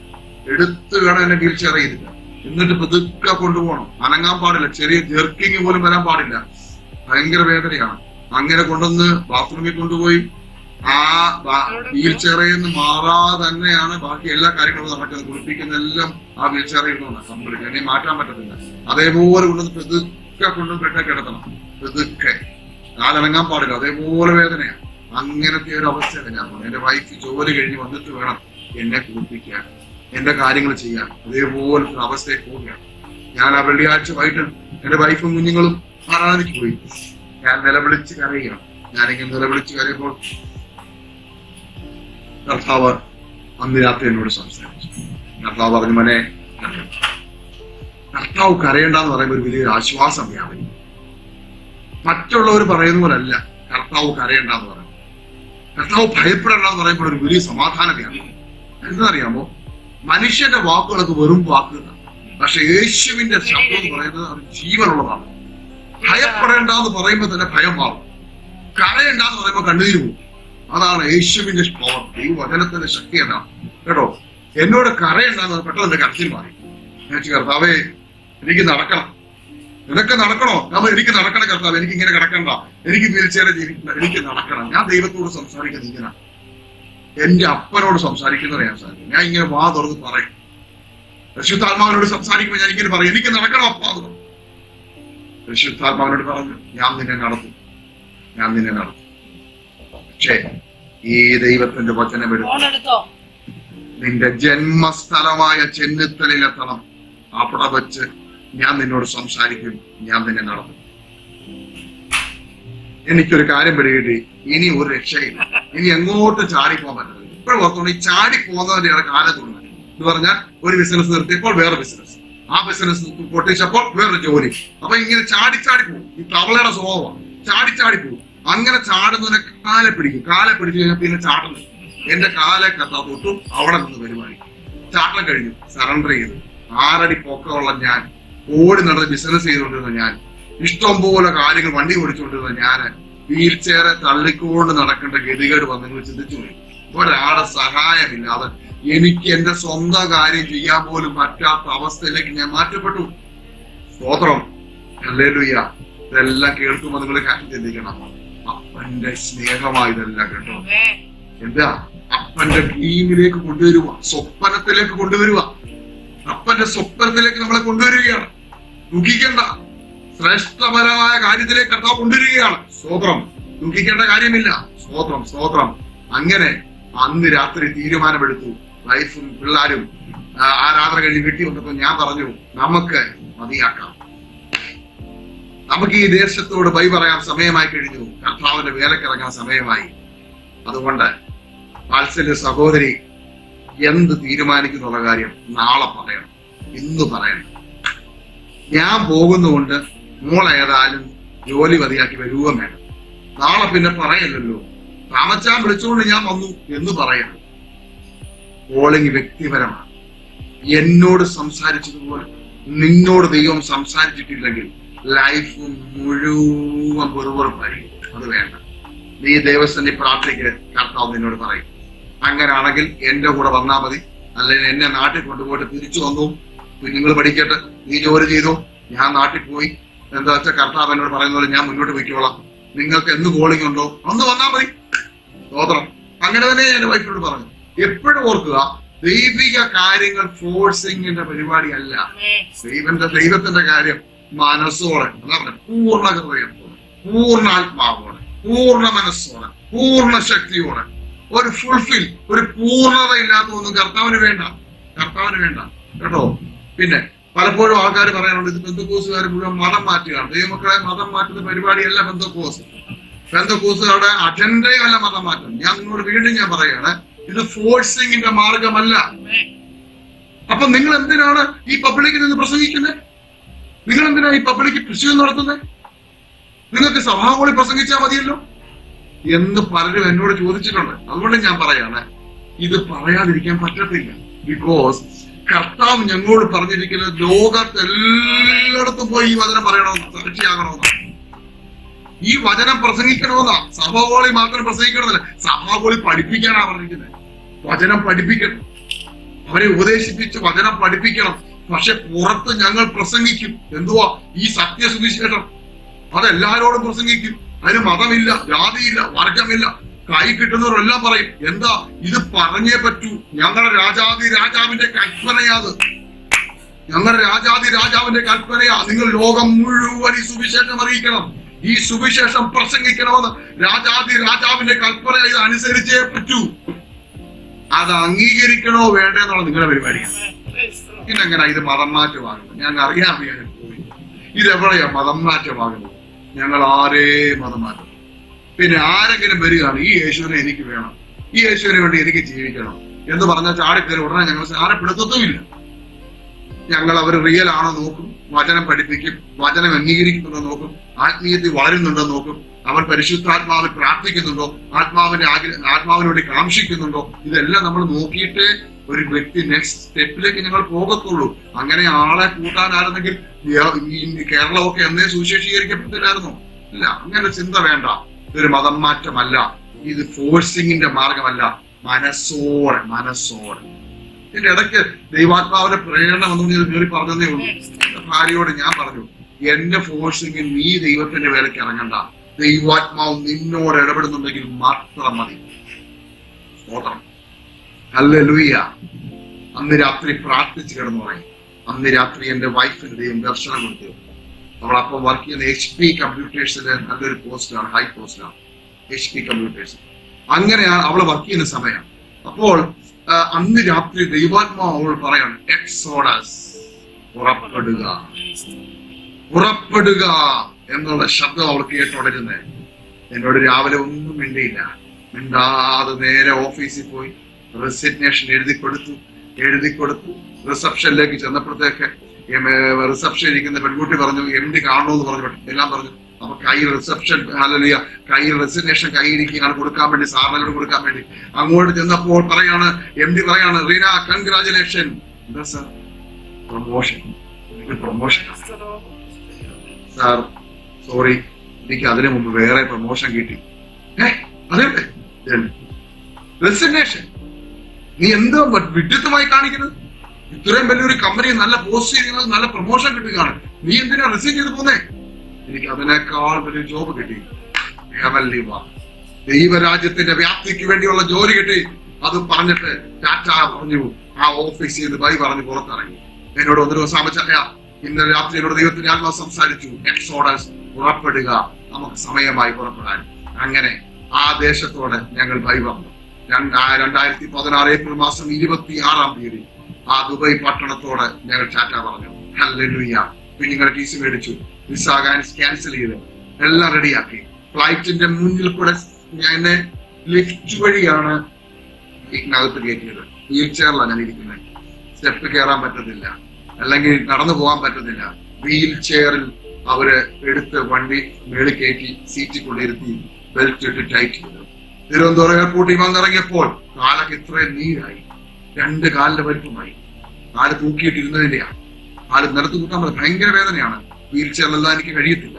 അങ്ങനെ വീൽ ചെയർ തള്ളി എയർപോർട്ടിൽ നിന്ന് പുറത്തു വന്ന് കാറിനകത്ത് എടുത്ത് കയറ്റി രാത്രി 12:30-1 മണിയായപ്പോൾ ചെന്നിത്തലയിലെ എന്റെ വീട്ടിലെത്തി. ഞാൻ എന്റെ ദൈവത്തോട് പറഞ്ഞു, കർത്താവേ, അവിടുന്ന് പറഞ്ഞതുപോലെ ഞങ്ങൾ നാട്ടിലെത്തി. പക്ഷെ ഒരു കാര്യം, ഞാൻ വീൽ ചെയറിൽ ഇരുന്ന് പ്രസംഗിക്കത്തില്ല. വീൽ ചെയറിൽ ഇരുന്ന് ഞാൻ പ്രസംഗിക്കാൻ പോകത്തില്ല, ഞാൻ ഇവിടെ ഇറങ്ങത്തില്ല. ഞാനൊരു പിടിയാ ദൈവമാണ്. കർത്താവ് പറഞ്ഞു, ഞാൻ നിന്നെ സൗഖ്യമാക്കും, ഞാൻ നിന്നെ എഴുന്നേൽപ്പിച്ച് നടത്തും. പക്ഷേ അത് ഈ മുറിക്കകത്ത് വെച്ചല്ല. ഞാൻ നിന്നെ സൗഖ്യമാക്കും, ഞാൻ നിന്നെ പുറത്തു കൊണ്ടുവരും, അത് ഈ മുറിക്കകത്ത് വെച്ചല്ല. ദൈവമക്കളെ, പിറ്റേ ഞായറാഴ്ച ഞാൻ സഭായോഗത്തിന് ഞങ്ങൾ മെമ്പർഷിപ്പ് എടുത്തിരിക്കുന്നത് IPC പ്രയർ സെന്റർ തിരുവല്ലയാണ്. IPC prayer centre Thiruvalla.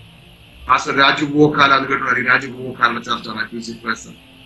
അവിടെയാണ് ഞാൻ അവിടെ ആരാധിക്കുന്നത്, അവിടെയാണ് ഞങ്ങൾ മെമ്പർഷിപ്പ് ഉള്ളത്. അവിടെ ഇപ്പോൾ അസോസിയേറ്റ് പാസ്റ്ററുടെ കൂടെ ഞാൻ ശുശ്രൂഷിക്കുന്നു.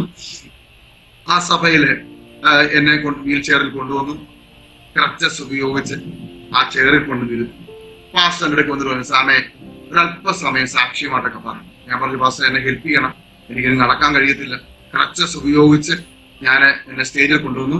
11:30 സഭായം തീരും, 11 മണിക്ക് എനിക്ക് സമയം തന്നു. ഞാൻ അല്പസമയം എന്റെ സാക്ഷ്യവും ദൈവത്തിന്റെ വചനവും ഒക്കെ പറഞ്ഞതിന് ശേഷം കർത്താവിന്റെ ദാസൻ എഴുന്നേറ്റ് ഇപ്രകാരം പറഞ്ഞു, നമുക്ക് സാമിന് വേണ്ടി പ്രാർത്ഥിക്കാം. എല്ലാവരും കൈനീട്ടുന്നു. എല്ലാവരും എന്റെ നേരെ കൈനീട്ടി. അവരൊരുമിച്ച് പ്രാർത്ഥിച്ചു. പ്രാർത്ഥിച്ചതിന് ശേഷം ആ ആശീർവാദം പറഞ്ഞ് അവസാനിപ്പിക്കാൻ പോവുകയാണ്. യോഗ വിവരങ്ങളൊക്കെ പറഞ്ഞു. അതിനുശേഷം ആശീർവാദം പറയാൻ തുടങ്ങുമ്പോൾ എന്നെ രണ്ടുപേര് ഹെൽപ്പ് ചെയ്തു. ക്രച്ചസ് പിടിച്ച് പെതുക്കെ കൊണ്ട് ചെയറിൽ ഇരുത്താൻ പോവുകയാണ്. എന്റെ പ്രസംഗം കഴിഞ്ഞതിന് ശേഷം കൊണ്ട് ഇരുത്താൻ പോവുകയാണ്. അങ്ങനെ എന്നെ പിടിച്ച് ഹെൽപ്പ് ചെയ്ത് കൊണ്ടുപോയിക്കൊണ്ടിരിക്കുമ്പോൾ പെട്ടെന്ന് ദൈവത്തിന്റെ ആത്മാവിനോട് സംസാരിക്കാൻ എന്നോട് പറഞ്ഞു, ഞാൻ നിന്നെ സൗഖ്യമാക്കിയിരിക്കുന്നു, ക്രച്ചസ് മാറ്റി നടക്കുക. ഹല്ലേലൂയ. ഞാൻ നിന്നെ സൗഖ്യമാക്കിയിരിക്കുന്നു, ക്രച്ചസ് മാറ്റി നടക്കുക. ദൈവമക്കളെ, കേൾക്കാൻ എളുപ്പമുണ്ട്, കൈയൊടിക്കാൻ തോന്നുന്നുണ്ട്, ഡോക്ടർ പറയാൻ തോന്നുന്നുണ്ട്. പക്ഷെ എനിക്ക് തോന്നുന്നില്ല കാര്യങ്ങൾ അറിയാമോ? ഡോക്ടർമാർ വിധി എഴുതിയിരിക്കുന്ന കാര്യങ്ങൾ അറിയാമോ? ഈ കാല് നീ നിലത്ത് കുത്തരുത്. ഈ കാലിൽ 1 കിലോ വെയിറ്റ് ചെന്നാൽ നിന്റെ കാലിന് സ്ക്രൂ പൊട്ടും. 14 സ്ക്രൂ ഒരു സൈഡിലും 14 സ്ക്രൂ ഇങ്ങനെ സൈഡിലൂടെ ടൈറ്റ് ചെയ്തിരിക്കുക.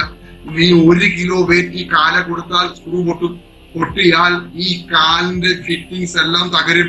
ഈ കാല് പിന്നെ ഫിക്സ് ചെയ്യാൻ പറ്റത്തില്ല, മുറിച്ച് കളയേണ്ടി വരും. ഇതാണ് ഡോക്ടർമാർ വിധി എഴുതിയിരിക്കുന്നത്. അപ്പോൾ എപ്പോ കുത്താൻ പറ്റും? 2 വർഷം കഴിഞ്ഞിട്ട് അവര് പറയാം, ഉറപ്പില്ല, ജോയിന്റ് ആവുകയാണെങ്കിൽ. അങ്ങനെയാണ് മെഡിക്കൽ റിപ്പോർട്ട്. അങ്ങനെ നിൽക്കുന്ന എന്നോട് കാല് കുത്തിയാൽ എന്തോ വേദന രാവിലെ എനിക്ക് മനസ്സിലായി. ഞാൻ രാവിലെ പാൻഡിടാൻ പറ്റ പാട് എനിക്കറിയാം. എന്റെ മകള് വന്ന് ഹെൽപ്പ് ചെയ്താണ് എന്നെ പാൻഡിടിയിച്ചത്. അതേപോലെ വേദനയായിരുന്നു കാലിന്. അങ്ങനെ വേദനയുള്ള കാലും കൊണ്ട് നിൽക്കുന്ന എന്നോട് ദൈവത്തിന്റെ ആത്മാവ് പറയുകയാണ്, ഞാൻ നിന്നെ സൗഖ്യമാക്കിയിരിക്കുന്നു, ക്രച്ചസ് മാറ്റി നടക്കുക. സ്തോത്രം, ഹല്ലേലൂയ. ഒരു കാര്യം ഞാൻ ആദ്യമേ പറഞ്ഞല്ലോ, ദൈവത്തിന്റെ ശബ്ദം പുറത്തു വരുമ്പോൾ നീ ഒരു കാര്യം ചിന്തിച്ചോണം. നിന്റെ കരച്ചിലും മാറുന്ന ശബ്ദം. നീ ഭയപ്പെടുന്നതിനോട് ദൈവം പറയുന്നു, ഭയപ്പെടേണ്ട എന്ന് പറയുമ്പോൾ നിന്റെ ഭയം മാറ്റുന്ന ശബ്ദം. ഞാൻ നിന്നെ സൗഖ്യമാക്കിയിരിക്കുന്നത് പറയുമ്പോൾ സൗഖ്യം വ്യാപരിക്കുന്നു. ജീവനുള്ള ശബ്ദമാണ് ദൈവത്തിന്റെ ശബ്ദം. എന്നോട് കർത്താവ് പറഞ്ഞു, ഞാൻ നിന്നെ സൗഖ്യമാക്കിയിരിക്കുന്നു എന്ന് പറഞ്ഞ നിമിഷം തന്നെ ഞാൻ ഹല്ലേലൂയ ആ സൗഖ്യത്തിന്റെ ശക്തിയിലേക്ക് വ്യാപരിക്കാൻ തുടങ്ങി. ഞാൻ ക്രച്ചസ് മാറ്റി 98 കിലോ ബോഡി വെയിറ്റ് കാലിൽ കൊടുത്ത് ഞാൻ ആ സ്റ്റേജിൽ അങ്ങോട്ടും ഇങ്ങോട്ടും നടന്നു. സ്തോത്രം, അങ്ങോട്ടും ഇങ്ങോട്ടും നടന്നു. ക്രച്ചസ് പൊക്കിപ്പിടിച്ച് 98 കിലോ ബോഡി വെയിറ്റ് ഈ കാലിൽ കുത്തി ഞാൻ അങ്ങോട്ടും ഇങ്ങോട്ടും നടന്നു. 1000 ചില്ലുവാനം ആൾക്കാർ ഞങ്ങളുടെ സഭയിലുണ്ട്. 1000 ചില്ലുവാനം ആൾക്കാരെ സാക്ഷി നിർത്തി ആ സ്റ്റേജിൽ കർത്താവിനെ എഴുന്നേൽപ്പിച്ച് നടത്തി. ഹല്ലേലൂയ. ഞാൻ നിങ്ങളോട് പറയട്ടെ, വിശ്വസിക്കുന്നവരിൽ വ്യാപരിക്കുന്ന ദൈവശക്തി. ഞാൻ ഈ കാല് കുത്തിയ സമയത്ത് തന്നെ എന്റെ ശരീരത്തേക്ക് ദൈവശക്തി വ്യാപരിച്ചു, സൗഖ്യം വ്യാപരിച്ചു. എന്നിൽ മാത്രമല്ല കേട്ടോ അവിടെ വ്യാപരിച്ചത്, അവിടെ ഇരുന്ന പലരും സൗഖ്യം വ്യാപരിച്ചു. അനേകർ വിടുതൽ വ്യാപരിച്ചു, എഴുന്നേറ്റ് ചാടി. അനേകർ സൗഖ്യം വ്യാപരിച്ചു, തുള്ളിച്ചാടാൻ തുടങ്ങി. അന്ന് 11:30 സഭായം തീർന്നില്ല.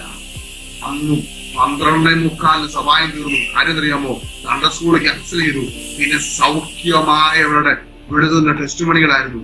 പിന്നെ പരിശുദ്ധാത്മാവിന്റെ അത്യന്തമായ ശക്തിയോട് വ്യാപരിച്ചപ്പോൾ ഹല്ലേലൂയ ആ ദേശത്തേക്ക് ആ സഭയ്ക്കകത്തോട് വ്യാപരിച്ചിറങ്ങിയപ്പോൾ അനേകർ സൗഖ്യമായി. ദൈവമക്കളെ, ഞാൻ നിങ്ങളോട് കാര്യം പറയാം, ഈ അത്യന്ത ശക്തി ആരും ലിമിറ്റ് ചെയ്യരുത്. പരിശുദ്ധാത്മാവെന്ന അത്യന്ത ശക്തി നിന്റെ വീടിനകത്ത് വ്യാപരിച്ചാൽ, നിന്നിൽ വ്യാപരിച്ചാൽ നിനക്ക് ചിന്തിക്കാൻ പോലും പറ്റത്തില്ല അതെന്തൊക്കെ ചെയ്യുമെന്ന് കേട്ടോ. പരിശുദ്ധാത്മാവിനെ ആരും ലിമിറ്റ് ചെയ്യല്ലേ. പരിശുദ്ധാത്മാവിനെ ചില ആൾക്കാരുടെ വിചാരം എന്നറിയാമോ? പരിശുദ്ധാത്മാവ് എന്ന് പറയുന്നത് നമ്മൾ ഈ അന്യഭാഷ പറയുന്നതുകൊണ്ട് ഈ പരിശുദ്ധാത്മാവ് എന്ന് പറയുന്നത് എന്തോ ഒരു ചെറിയ പെരുപ്പ് തരുന്ന എന്തോ എറത്താണ്. എറത്തടിക്കുന്ന ശബ്ദമുണ്ട്, എറത്ത്. ഈ പരിശുദ്ധാത്മാവ് എന്ന് പറയുന്നത് നിനക്ക് ഒരു വിറയൽ തരുന്ന ശക്തിയല്ലോ. അത്യന്ത ശക്തി, അത്യന്ത ശക്തി. ഈ അത്യന്ത ശക്തി ഇന്നു വരെ കണക്ക് കൂട്ടി എഴുതിയിട്ടില്ലെന്ന്. നിങ്ങളുടെ വീട്ടിൽ മേടിക്കുന്ന മോട്ടർ ഉണ്ടല്ലോ, വെള്ളം അടിക്കാൻ മേടിക്കുന്ന മോട്ടർ, അതിന്റെ മുകളിൽ എഴുതി വെച്ചിട്ടുണ്ട് 1.5 ഹോഴ്സ് പവർ, 1 HP, 1/2 HP എന്ന് പറഞ്ഞാൽ അവര് തിട്ടപ്പെടുത്തി എഴുതി വെച്ചിരിക്കുക കുതിരശക്തിയില് ഇതിന്റെ ഹോഴ്സ് പവർ ഇതാണ്. നിന്റെ വീട്ടിലെ ഇലക്ട്രിസിറ്റി അവർ എഴുതി വെച്ചിട്ടുണ്ട്, പവർ എത്ര എഴുതി വെച്ചിട്ടുണ്ട്. നിന്റെ വീട്ടിലെ ഫാനിന്റെ പവർ എഴുതി വെച്ചിട്ടുണ്ട്. എന്ന് പറഞ്ഞാൽ സകല പവറുകളും, എന്ന് പറഞ്ഞാൽ ഒരു ബോംബ് ഉണ്ടാക്കിയാൽ പോലും അതിന് എത്രത്തോളം നശിപ്പിക്കാൻ പറ്റുമെന്ന് അവർക്കറിയാം. അതിന് പവർ കാൽക്കുലേറ്റഡ് ആണ്. എന്ന് പറഞ്ഞ പോലെ പരിശുദ്ധാത്മാവിനെ ആരും ഇങ്ങനെ ലിമിറ്റ് ചെയ്യല്ലേ. പരിശുദ്ധാത്മാവിനെ ആരും ലിമിറ്റ് ചെയ്യല്ലേ ദയവായി. പരിശുദ്ധാത്മാവ് ദൈവമാണ്.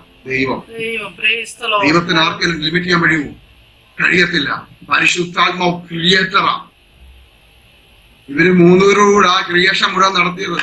ആ വ്യക്തിയോടാ പറയുന്നത്, പരിശുദ്ധാത്മാവ് വരുമ്പോ അങ്ങനൊന്നും പാടില്ല, പരിശുദ്ധാത്മാവ് വരുമ്പോ ഇങ്ങനൊന്നും പാടില്ല, പരിശുദ്ധാത്മാവിനെ കൺട്രോൾ ചെയ്യാൻ നമുക്ക് എന്ത് അധികാരം? പരിശുദ്ധാത്മാവിനെ ലഭിക്കാൻ നമുക്ക് എന്ത് അധികാരം? ഞാൻ ചോദിക്കട്ടെ, നിങ്ങളുടെ വീട്ടിൽ കൊല്ലിയാൻ മിനിയെ എന്തൊക്കെ നിങ്ങൾക്ക് പ്രവചിക്കാൻ പറ്റുമോ? ഒരു കൊല്ലിയാൻ ഒരു ലൈറ്റനിങ് ഉണ്ടായാൽ നിങ്ങളുടെ വീട്ടിൽ എന്തൊക്കെ സംഭവിക്കും നിങ്ങൾക്ക് പ്രവചിക്കാൻ പറ്റുമോ? നിങ്ങളുടെ വീടിനപ്പുറത്ത് ഒരു വീട്ടിൽ കൊല്ലിയാൻ വേണ്ടിയിട്ട് അവരുടെ വീട്ടിലെ കംപ്ലീറ്റ് അപ്ലയൻസസും പോയി, പറമ്പിൽ നിന്ന് തെങ്ങും പോയി, അതിന്റെ അപ്പുറത്തെ പ്രാവും പോയി, കംപ്ലീറ്റ് കത്തിപ്പോയി. അത് ചെറിയൊരു കൊല്ലിയാൻ വന്നു പോയതാണ്. ഒരു കൊല്ലിയാൻ മിന്നിയാൽ പോലും പ്രവചിക്കാൻ വയ്യാത്ത ആൾ ഈ പരിശുദ്ധാത്മാവിന്റെ പ്രവർത്തന മടങ്ങളെ കുറിച്ച് ദയവായി ആവശ്യമില്ലാത്ത പറയല്ലേ. യഥാർത്ഥത്തിൽ ഞാൻ നിങ്ങളോട് പറയാം, ദൈവാത്മാവിന് നേരെ ദൂഷണം പറയരുത്. നിങ്ങൾക്കില്ലാത്തത് ചിലപ്പോ മറ്റുള്ളവർക്ക് കാണും. ഇപ്പോൾ വല്ലാത്തൊരവസ്ഥയാണ്. എപ്പോഴും ഓർത്തോ, ഒരേയും ചിരിയുടെ ഒക്കെ കാലമാണ്. നിങ്ങൾ കുറയ്ക്കാനും ചിരിക്കാനും ഒന്നും പോകരുത്. ദുരാത്മാവിന്റെ പൈശാചിക ബന്ധനങ്ങളാണൊക്കെ. പക്ഷേ പരിശുദ്ധാത്മാവ് ഇറങ്ങുമ്പോൾ പലതും സംഭവിച്ചു വരും. ഒരേയും ചിരിയൊന്നും ഉണ്ടാകില്ല. ചിലപ്പോൾ അന്ധകാര ശക്തികൾ തെറിച്ചു കിടന്നിരിക്കും. അന്ധകാര ശക്തികളുള്ള ഒരു ദുഷ്ടാത്മാവിന്റെ പൈശാചിക ബന്ധനത്തിൽ കിടക്കുന്ന ആൾക്കാർ ഈ സ്വർഗത്തിലെ അത്യന്ത ശക്തി ഇറങ്ങുമ്പോൾ തെറിച്ചു വീഴും. വീഴുന്നതെല്ലാം ഭൂതമെന്ന് പറയരുത്, അത് ഭൂതമായിട്ടാണ് വീണത്. സ്തോത്രം. അപ്പൊ വീഴിക്കുന്ന ആളും ഭൂതമാണെന്ന് പറയരുത്. അവരിൽ ഭൂതം വ്യാപരിക്കുന്നതുകൊണ്ടാണ് ആ ഭൂതം വീണത്. സ്തോത്രം. യേശു കർത്താവ് ആ ബാലകനെ സൗഖ്യമാക്കിയപ്പോൾ അവൻ തെറിച്ച് നിലത്ത് വീണ് നിലത്ത് കിടന്ന് ഉരുണ്ടു ഇരച്ചു എന്നായിരിക്കുന്നത്. അതിന്റെ അർത്ഥം, ദൈവത്തിന്റെ ആത്മാവിന്റെ ശക്തി വ്യാപരിക്കുമ്പോൾ പൈശാചിക മണ്ഡലങ്ങൾ ആൾക്കാർ തെറിച്ചു വീഴും, നിലത്ത് കിടന്ന് ഉരുളും, അവരിൽ നിന്ന് ആ ശക്തി വിട്ടുപോകും. അപ്പോൾ ആ ശുശ്രൂഷ ചെയ്യുന്ന വ്യക്തിയെ കുറിച്ച് ഒരിക്കലും പറയരുത് അവരിൽ വ്യാപരിക്കുന്ന ദുരാത്മാവാണ് എന്ന് പറയരുത്. അത് അവനെയല്ല നിങ്ങൾ കുറ്റം പറയുന്നത്, പരിശുദ്ധാത്മാവിനെയാണ്. അവിടെ ഞാൻ വിടുന്നു. സ്തോത്രം. അപ്പോൾ ഈ ദൈവാത്മാവിന്റെ അത്യന്തമായ ശക്തി അന്ന് വ്യാപരിച്ചപ്പോൾ ആ ഹോളിനകത്ത് രോഗികൾ സൗഖ്യമായി. ഹല്ലേലൂയ. ഇങ്ങനൊക്കെ സംഭവിക്കാവുന്നൊന്നുമില്ല. പരിശുദ്ധാത്മാവ് ഇറങ്ങുമ്പോൾ പലതും സംഭവിക്കും. സ്തോത്രം. ഓക്കെ, ഞാൻ ഓടി മുന്നോട്ട് പോകട്ടെ. അങ്ങനെ രാവിലെ 7:30 എന്നെ എടുത്ത് കാറെ കയറ്റിയ ആൾക്കാരാ എന്റെ ഭാര്യയും വണ്ടി ഓടിച്ച അച്ഛനും. രാവിലെ എടുത്തു കയറ്റുക. പക്ഷെ ഉച്ചയ്ക്ക് 1:30 ഞാൻ നടന്ന എന്റെ വീട്ടിൽ കയറിയത്. ഉച്ചയ്ക്ക് 1:30 ഞാൻ എന്റെ കാല് കൊണ്ട് നടന്ന് വീട്ടിൽ കയറി. യേശു അത്ഭുതം ചെയ്യുന്നവൻ, യേശു വിടുവിക്കുന്നവൻ, യേശു സൗഖ്യമാക്കുന്നവൻ, ആ യേശു ഇന്നും പ്രവർത്തിക്കുന്നു. 2000 വർഷം മുമ്പ് നടന്ന കാര്യമല്ല ഈ പറയുന്നത്.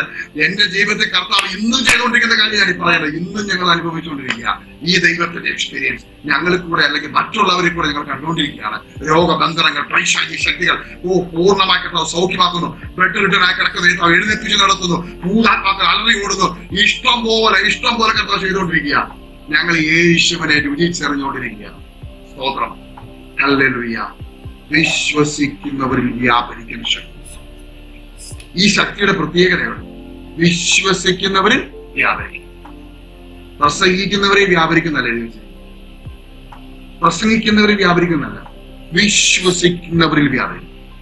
അപ്പോൾ എന്ത് വിശ്വസിക്കണം? ഞാൻ ഈ പറയുന്ന കാര്യം നടക്കും എന്ന് വിശ്വസിക്കണം. അതാ വിശ്വാസം. വിശ്വസിക്കുന്നവരിൽ വ്യാപരിക്കുന്ന ദൈവശക്തി. മുന്നിൽ കിടക്കുന്ന കൊച്ച് എഴുന്നേറ്റ് നടക്കുമെന്ന് നീ കാണണം. എഴുന്നേറ്റ് നടക്കുന്നത് നീ കാണണം. എന്നിട്ട് മുന്നിൽ കാണുന്ന ആ പ്രസന്റ് കണ്ടീഷനെ മറക്കണം. അതിനെ മൈൻഡ് ചെയ്യരുത്. മൈൻഡ് ചെയ്യാതെ കൈപിടിച്ച് യേശുവിന്റെ നാമത്തിൽ എഴുന്നേറ്റ് നടക്കാന്ന് പറഞ്ഞാൽ അപ്പ എഴുന്നേറ്റ് നടക്കും. അയ്യോ, ഇത് പാസ്റ്ററെ, ഇത് നമ്മുടെ മറ്റേ സുന്ദരം എന്ന ദേവാലയ ഗോപുരത്തിൽ യാക്കോബും യോഹന്നാനും പത്രോസും കാണിച്ച കാര്യമല്ലേ പാസ്റ്റർ പറഞ്ഞ? അല്ല, ഇപ്പൊ നടക്കുന്ന കാര്യമാണ്. ഇപ്പോഴത്തെ കാര്യമാണ്. കിടന്നോ ആൾക്കാരെ യേശു കർത്താവിന്റെ നാമത്തിൽ, യേശുവിന്റെ നാമത്തിൽ എഴുന്നേറ്റ് നടക്കാൻ പറഞ്ഞ എഴുന്നേറ്റ് നടന്നു. എങ്ങനെ നടന്നു? ഞങ്ങളുടെ ശക്തിയല്ല, വിശ്വസിക്കുന്നവരിൽ വ്യാപരിക്കുന്ന ദൈവശക്തി. ഹല്ലേലൂയ. അങ്ങനെ കർത്താവ് ഞങ്ങളെ സൗഖ്യമാക്കി. അന്ന് രാത്രി കർത്താവ് തന്ന ഒരു വിഷനുണ്ട്. അന്ന് രാത്രി ഞാൻ പ്രാർത്ഥിച്ച പ്രാർത്ഥന ഇങ്ങനെയാണ്: കർത്താവേ, ഈ ദേശത്ത് വന്നു, അങ്ങയുടെ വചനം എടുത്തു, അങ്ങനെ സൗഖ്യമാണ്. ഇനി എന്തിനാ കൊണ്ടുവന്നെന്ന് പറഞ്ഞില്ല, അതുകൂടെ പറയണേ കർത്താവേ. അങ്ങനെ ദൈവത്തോട് പ്രാർത്ഥിച്ച് കിടന്നു തുടങ്ങി. രാത്രി കർത്താവിന് ഒരു വിഷൻ കാണിച്ചു. ആ വിഷൻ ആത്മഹത്യ അരുതേ, അത് പാപമാണ്. മരണത്താൽ ജീവിതം അവസാനിക്കുന്നില്ല, യേശു ക്രിസ്തു തങ്ങളെ സ്നേഹിക്കുന്നു എന്നുള്ള ബോർഡ് ദൈവം എന്നെ കാണിക്കുകയാണ്, ദർശനത്തെ കാണുകയാണ്. ഞാൻ അന്നൊരു അങ്ങനെ ബോർഡ് കണ്ടിട്ടില്ല. ഞാൻ ദൈവത്തോട് ചോദിച്ചു, കർത്താവേ, ഞാൻ ചാടി എഴുന്നേറ്റ് ഞാൻ ലിവിംഗ് റൂമിൽ പോയത് പ്രാർത്ഥിക്കാൻ തുടങ്ങി. ഞാൻ ദൈവത്തോട് ചോദിച്ചു, കർത്താവേ, എന്തിനാ എന്നെ ബോർഡ് കാണിച്ചത്? എന്താ കർത്താവേ, എന്തിനാ എന്നെ ബോർഡ് കാണിച്ചത്? എനിക്കൊന്നും മനസ്സിലാകുന്നില്ല. ആരെങ്കിലും മരിച്ചുകൊണ്ടിരിക്കുകയാണോ? എപ്പോഴും ഒരു കാര്യം ഓർക്കണം, ദൈവാത്മാവിനാൽ കണക്ട് ചെയ്യപ്പെട്ട പ്രാർത്ഥിക്കുന്ന ഒരു വ്യക്തിക്ക് ദൈവം ദർശനങ്ങൾ കാണിക്കും. ദൈവം ചില വ്യക്തികളുടെ മുഖങ്ങൾ കാണിക്കും. അപ്പോൾ ഊർക്കം വലിച്ചു കിടന്ന് ഉറങ്ങരുത്. കണ്ട ഉടനെ എഴുന്നേക്കണം, ചാടി എഴുന്നേക്കണം. എഴുന്നേറ്റിട്ട് മൊബൈലിൽ ചൂണ്ടിക്കൊണ്ടിരിക്കരുത്. മൊബൈൽ മാറ്റി വെക്കണം. ദൈവത്തിന് മുട്ടുമടക്കിട്ട് ചോദിക്കണം, കർത്താവേ, എന്താ എന്നെ ഇത് കാണിച്ചത്? എന്താ മോന്റെ ആ വ്യക്തിയുടെ മുഖം എന്നെ കാണിച്ചത് എന്തിനാ എന്ന് നീ ചോദിച്ചെങ്കിൽ മാത്രമേ അടുത്ത കാര്യം പറയത്തുള്ളൂ. കർത്താവ്, ഞാൻ പറഞ്ഞ കാര്യം മനസ്സിലായോ? നിങ്ങൾക്കൊരു ലെറ്റർ ഒരാൾ അയച്ചു, ഒരു ലെറ്റർ അയച്ചു. ആ ലെറ്റർ അയച്ച വ്യക്തിക്ക് ഒരു ആഗ്രഹമുണ്ട്, ഈ ലെറ്റർ പൊട്ടിച്ചു വായിച്ചിട്ട് തിരിച്ച് റിപ്ലൈ കൊടുക്കണം. റിപ്ലൈ കൊടുത്തുവാണെങ്കിൽ ഞാൻ കൊടുക്കുന്ന സഹായം, ഞാൻ അദ്ദേഹം ഒരു സഹായം അയച്ചു കൊടുക്കാൻ ആഗ്രഹിക്കുന്നു. എക്സാമ്പിൾ പറയാം, ഒരു 10,000 രൂപ മനുഷ്യൻ അയച്ചു തരാമെന്ന് ആഗ്രഹിക്കുന്നു. ഇത് പ്രോപ്പർ ആണെന്ന് അറിയത്തില്ലേ അഡ്രസ്. അപ്പൊ പുള്ളിക്കാരൻ എന്ത് ചെയ്തു? അഡ്രസ്സിലേക്ക് ലെറ്റർ അയച്ചു. ഹലോ, പ്രൈസ് ദി ലോർഡ്, ഞാൻ ഇന്ന ആളാണ്, പാസ്റ്റർ സാം ജേക്കബ് ആണോ ഇത്? അതെ. അപ്പൊ ഇങ്ങനെ ഞാൻ തിരിച്ച് ഈ ലെറ്ററിന്റെ കാര്യം, ഫോണിന്റെ കാര്യമല്ലേ, ലെറ്ററിന്റെ കാര്യം. അപ്പൊ ഈ ലെറ്റർ ഞാൻ എടുത്തിട്ട് തിരിച്ചു, ഓക്കെ, തിരിച്ച അഡ്രസ്സിൽ യെസ് ഞാനാണ് സാം ജേക്കബ്, പാസ്റ്റർ ഞാൻ ഇന്ന സ്ഥലത്ത് താമസിക്കുന്നു, തിരിച്ചയച്ചു കൊടുത്തു. റെസ്പോണ്ട് ചെയ്തപ്പോൾ അടുത്ത കാര്യം ഇങ്ങോട്ട് കർത്താവ് പുള്ളി അയച്ചു, ഒരു ചെക്ക് ഇങ്ങോട്ട് അയച്ചു. ഇതൊരു എക്സാമ്പിൾ പറഞ്ഞുള്ളൂ. എന്ന് പറഞ്ഞാൽ നമ്മളെ ദൈവാത്മാവ് പല കാര്യങ്ങൾ കാണിക്കുന്നുണ്ട്, നമ്മൾ റെസ്പോണ്ട് ചെയ്യുന്നു. അതൊരു വിഷയം. നീ റെസ്പോണ്ട് ചെയ്താൽ ദൈവം അടുത്ത കാര്യം പറയും. കമ്മ്യൂണിക്കേഷൻ സ്റ്റാർട്ട് ചെയ്യും. നിങ്ങൾക്കത് മനസ്സിലാവുന്നുണ്ടോ എനിക്കറിയത്തില്ല. മുന്നോട്ടുള്ള ക്രിസ്ത്യൻ ലൈഫിൽ കർത്താവിനോട് പറ്റി ദൈവത്തിന്റെ വേലയിൽ മുന്നോട്ട് പോകാൻ ആഗ്രഹിക്കുന്നതോടാണ് ഞാൻ പറയുന്നത്. നിങ്ങളെ ദൈവാത്മാവ് എന്തിനും കാണിച്ചാൽ റെസ്പോണ്ട് ചെയ്യണം. എന്ന് പറഞ്ഞാൽ ആ വ്യക്തിയെ കുറിച്ച് കർത്താവോട് ചോദിക്കണം, കർത്താവ് എന്നെ എന്തിനാണ് കാണിച്ചത്? ആ മനുഷ്യൻ എന്തിനാണ് എന്നെ കർത്താവ് കാണിച്ചത് എന്ന് ചോദിക്കുമ്പോൾ കർത്താവ് പറയും, ആ മനുഷ്യൻ പ്രശ്നത്തിലൂടെ പോവുകയാണ്. നീ പോയി പറയണം, നീ പോയി സംസാരിക്കണം, നീ പോയി പ്രാർത്ഥിക്കണം, ദൈവാത്മാവ് ഇടപെടും. അങ്ങനെയാ അനന്യാസോട് കർത്താവ് സംസാരിച്ച്. അനന്യാസ് ഇങ്ങനെ എപ്പോഴും കണക്റ്റഡ് ആയിരുന്നു. അനന്യാസ് ഇങ്ങനെ എപ്പോഴും സംസാരിക്കും. ഉടൻ തന്നെ അനന്യാസിനെ കർത്താവ് വിളിച്ചു. അനന്യാസ് മിണ്ടുന്നില്ലായിരുന്നെങ്കിലും, എന്റെ തോന്നലാന്ന് പറഞ്ഞിരുന്നെങ്കിലും, എന്നെ അങ്ങനെ ആര് വിളിക്കാനാ? അനന്യാസ് അടിയൻ ഇതാ കർത്താവേ എന്ന് പറഞ്ഞപ്പോൾ അടുത്ത കാര്യമാണ്. ഈ ദേശത്ത് നമ്മളെ കർത്താവ് ഓരോ ദേശത്താക്കിയിരിക്കുന്നത് അവിടുത്തെ കാര്യങ്ങൾ നമ്മളോട് സംസാരിക്കാനാണ്. പക്ഷെ നമ്മൾ കണക്റ്റഡ് അല്ല, നമ്മൾ റെസ്പോണ്ട് ചെയ്യുന്നില്ല. ഓക്കെ, ഞാൻ വിഷയത്തിലേക്ക് വരട്ടെ. എന്നെ ആ ബോർഡ് കാണിച്ചു, ഞാൻ മാറി എന്ന് പ്രാർത്ഥിച്ചപ്പോൾ എന്നോട് കർത്താവ് പറഞ്ഞു, ഞാൻ നിന്നെ ഈ ദേശത്തെ കൊണ്ടുവരാനുള്ള കാര്യം, നിങ്ങളുടെ മേൽ ഞാൻ ഒരു വലിയ പദ്ധതിയില്ല. സൂസൈഡ്, ആത്മഹത്യ ചെയ്യാൻ പോകുന്ന ആൾക്കാരുടെ അടുക്കിലേക്ക് ഞാൻ നിങ്ങളെ എത്തിക്കും. അവർ നിന്റെ അടുക്കിലേക്ക് വരും. അവരിൽ വ്യാപരിക്കുന്ന ഈവിൾ സ്പിരിറ്റിനെ എന്റെ നാമത്തിൽ പുറത്താക്കണം. ഞാൻ അവർക്ക് വിടുതൽ കൊടുക്കാം. ഇതാ കർത്താവിനെ ഏൽപ്പിക്കുന്ന ശേഷം ഞാൻ പറഞ്ഞ, കർത്താവെ, ഞാൻ ഇന്നുവരെ ചെയ്തിട്ടില്ല, അപ്പച്ചൻ ചെയ്തിട്ടില്ല, പപ്പ ചെയ്തിട്ടില്ല, എനിക്ക് അറിയത്തില്ല. കർത്താവ് പറഞ്ഞു, ഞാൻ പറയുന്ന അനുസരിക്കണം. ഞാൻ പറയുന്ന എല്ലാത്തിനും അനുസരിക്കാൻ തയ്യാറാണ്. നമ്മളെല്ലാവരും അനുസരിക്കാം അപ്പച്ചൻ.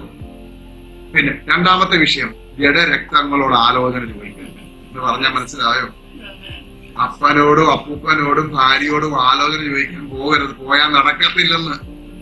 ദൈവാത്മാവ് പറയുന്ന കാര്യം, നിന്റെ വ്യക്തിപരമായ കാര്യം പുറമെ പറഞ്ഞ് നടക്കരുത്. പുറത്ത് പറഞ്ഞു കിടന്നാൽ പണി കിട്ടും. ആലോചന ചോദിക്കാൻ പോകരുത്, അനുസരിക്കണം. അത്രേ ഉള്ളൂ. ഞാൻ കർത്താവ്, ഞാൻ എന്താ ചെയ്യേണ്ടത്? അങ്ങ് പറയുന്നത് ഞാൻ ചെയ്യാം. കർത്താവ് പറഞ്ഞു, ഞാൻ നിന്നെ കാണിച്ചപ്പോൾ ഇന്നേക്ക് 3 ദിവസം തികയുന്നതിന് മുമ്പേ നിന്റെ വീടിന്റെ മുകളിൽ വെക്കണം. ഇന്നേക്ക് 3 ദിവസം തികയുന്നതിന് മുമ്പേ നിന്റെ വീടിന്റെ മുകളിൽ വെക്കണം. ഞാൻ പറഞ്ഞു, കർത്താവെ, ഞാനത് ചെയ്യും. ഞാൻ എന്റെ ഭാര്യയോടോ ആരോടോ ഒന്നും പറഞ്ഞില്ല. പിറ്റേ ദിവസം രാവിലെ ഒരു സ്കൂട്ടർ എടുത്തുകൊണ്ട് നേരെ മെറ്റൽ ഷോപ്പിൽ ചെന്നു. നോക്കിക്കോണം, ഇന്നലെ വരെ വീൽ ചെയർ ഇരുന്ന ആളാണ്. ഇന്നലെ ഉച്ച വരെ 11:30 വരെ വീൽ ചെയർ ഇരുന്ന ആളാണ്. സ്കൂട്ടർ ഓടിച്ചോണ്ട് ചെന്ന് മെറ്റൽ ഷോപ്പിൽ ചെന്നിട്ട് ഞാൻ പറഞ്ഞു, എനിക്ക് 8 അടി നീളം 4 അടി വീതിയുള്ള ഒരു വലിയ ഷീറ്റ് ബോർഡ് വേണം. മെറ്റൽ ഷീറ്റ് ആയിരിക്കണം, തുരുമ്പിക്കാൻ പാടില്ല. അതിന്റെ അകത്ത് വെൽഡ് ചെയ്ത് പ്രൈമർ അടിച്ച് എനിക്ക് എഴുതുന്ന സുകുമാരൻ ഒരാളുണ്ട് മാവേലിക്കര, അവിടെ കൊണ്ട് കൊടുക്കണം. അവർ ഒരു ഏറ്റെന്ന് പറഞ്ഞു. അങ്ങനെ അവർ അപ്പം തന്നെ പണി തുടങ്ങി. വൈകിട്ടായപ്പോഴത്തേക്ക് വെൽഡിങ് എല്ലാം കഴിഞ്ഞു, പ്രൈമർ അടിച്ച് പിറ്റേ ദിവസം രാവിലെ കൊണ്ടുവന്ന് ഇത് സുകുമാരന്റെ വീട്ടിലിറക്കി. അദ്ദേഹം വൈറ്റ് അടിച്ച് നല്ലപോലെ ഇത് അങ്ങോട്ട് എഴുതി, ആത്മഹത്യ അരുതേ, അത് പാപമാണ്, മരണത്താൽ ജീവിതം അവസാനിക്കുന്നില്ല, യേശു ക്രിസ്തു താങ്കളെ സ്നേഹിക്കുന്നു. ഞാൻ പറഞ്ഞു, ബുധനാഴ്ച വൈകിട്ട് എനിക്ക് വീട്ടിൽ കിട്ടണം. എന്നോട് കർത്താവ് എന്താ പറഞ്ഞ്, 3 ദിവസത്തിനുള്ളിൽ ഇത് വെച്ചിരിക്കണം. ബുധനാഴ്ച വൈകിട്ട് 7 മണി ആയപ്പോൾ ഈ ലോറിയുമായിട്ട് ഈ ബോർഡും കൊണ്ട് വീട്ടിൽ വന്നപ്പോഴാണ് എന്റെ വൈഫ് കാണുന്നത്. ഈ ബോർഡ് അവള് കണ്ടു ഞെട്ടിപ്പോയി. ഈ ബോർഡ് എന്തുവാ സമച്ചത്? ഞാൻ പറഞ്ഞു, ഇതൊരു ബോർഡാണ്, ദൈവം തറച്ചു വെക്കുക മേളിൽ. ഞാൻ എന്ത് പൊട്ടത്തനം കാണിച്ചാലും അവൾ എന്റെ കൂടെ നിൽക്കുന്നവളാണ്. അവള് സ്തോത്രം പറഞ്ഞു. ദൈവമക്കളെ, ആദ്യമൊക്കെ ഇച്ചിരി സംശയം ഉണ്ടായി, എന്തുവാ കർത്താവ് ഇതൊക്കെ നടക്കുവോ, ഇത് എന്തൊക്കെയാ ചെയ്യുന്നത്? പക്ഷെ എന്നാലും കൂടെ നിന്ന് പ്രവർത്തിക്കും, മറ്റോളോട് തൊട്ട് നിന്ന് പ്രവർത്തിക്കുക. അതാ കോളിങ്ങിന്റെ പ്രത്യേകതയാണ്. ഒരുമിച്ച് ദൈവത്തിന്റെ കോളിങ് കിട്ടിയതുകൊണ്ടാണ്. സ്തോത്രം. രണ്ടും 2 ധ്രുവത്തിലാണ് പ്രശ്നം. ഈ മനുഷ്യ വട്ടാന്ന് പറയും അല്ലേ, ഓ ഈ പുള്ളിയുടെ കൂടെ ഞാൻ പോകുന്നില്ല, ഈ പുള്ളി പ്രസംഗിക്കുന്നത് ശരിയല്ല എന്ന് പറഞ്ഞു നടക്കും അല്ലേ. പക്ഷെ കോളിങ് ഒന്നാണെങ്കിലോ ഒരുമിച്ച് നിന്ന് പ്രവർത്തിക്കാൻ കർത്താവ് തുടങ്ങും. എപ്പോഴും ഓർക്കുക, കുടുംബ ജീവിതത്തിന്റെ ഭദ്രത ഭയങ്കരമാണ്. അതെപ്പോഴും മറന്നു പോകരുത്. ശുശ്രൂഷകന്മാർ പ്രത്യേകിച്ച് ഓർക്കണം, കുടുംബ ജീവിതത്തിന്റെ ഭദ്രത അത് ഭയങ്കരമാണ്. അത് ഒരുമിച്ച് പ്രാർത്ഥിച്ച് ഒന്നിച്ച് കൊണ്ടുപോയിക്കുവാണ്. അതുകൊണ്ട് അവിടെ നിർത്തുക. അത് ഞാൻ പറയുന്നില്ല, അത് പറയാൻ പോയി സമയം പോകും. നോക്കിക്കോണേ, അടുത്തത് ഈ ബോർഡ് ഞാൻ മേളിൽ ഫിറ്റ് ചെയ്തു. ആൾക്കാരൊക്കെ ഉണ്ട്, ഫിറ്റ് ചെയ്ത് മേളിൽ വെച്ചതിന് ശേഷം 7:30-8 മണിയായപ്പോൾ ആ ഗേറ്റൊക്കെ ലോക്ക് ചെയ്തു. ഞാൻ കുളിച്ച് റെഡിയായി. ഞങ്ങൾ കുടുംബ പ്രാർത്ഥന ആരംഭിച്ചു. കുടുംബ പ്രാർത്ഥന കഴിഞ്ഞു. ഫുഡ് വിളമ്പിക്കൊണ്ടിരിക്കുന്ന സമയം പെട്ടെന്ന് ഗേറ്റിൽ അവിടെ കുളിക്കുന്നൊരു ശബ്ദം. ചായോ ചായോ എന്ന് പറഞ്ഞ് വിളിക്കുകയാണ്.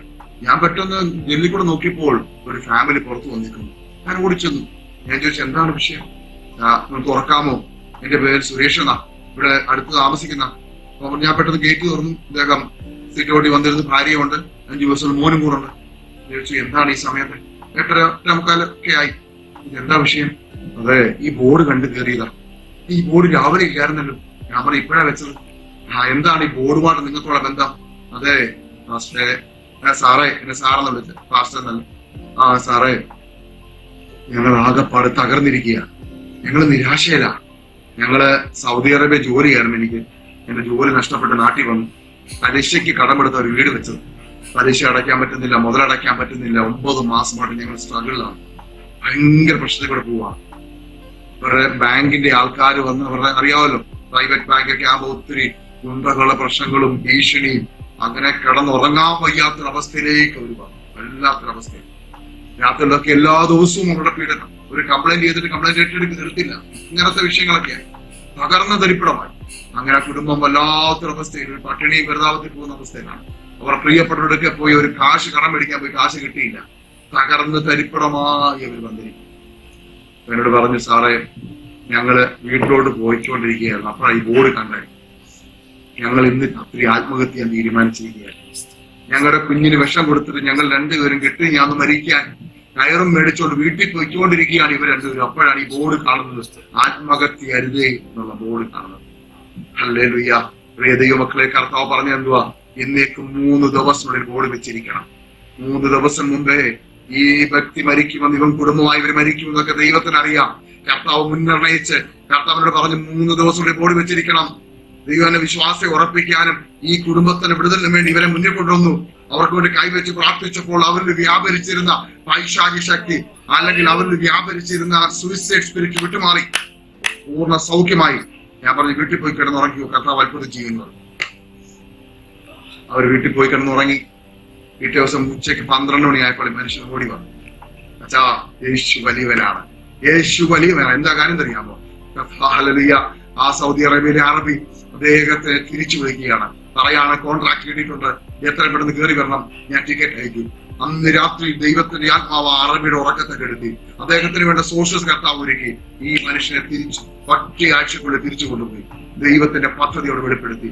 ഞാൻ പറയട്ടെ, ഞാൻ ആ ബോർഡ് വെച്ചില്ലായിരുന്നെങ്കിലോ, ദൈവശബ്ദം ഞാൻ കേട്ടില്ലായിരുന്നെങ്കിലോ, ഏറ്റെടുത്തില്ലായിരുന്നെങ്കിലോ, ഇത് ചുമ്മാ ഊഹാപോഹമായിരുന്നെങ്കിലോ എന്ന് ഞാൻ ചിന്തിച്ചിരുന്നെങ്കിലോ ഈ കുടുംബം പുറത്തു വരുമായിരുന്നോ എന്ന് പറഞ്ഞതുപോലെ ദൈവാത്മാവ് നമ്മൾ ഇടപെടുന്ന ഒത്തിരി കാര്യങ്ങളുണ്ട്.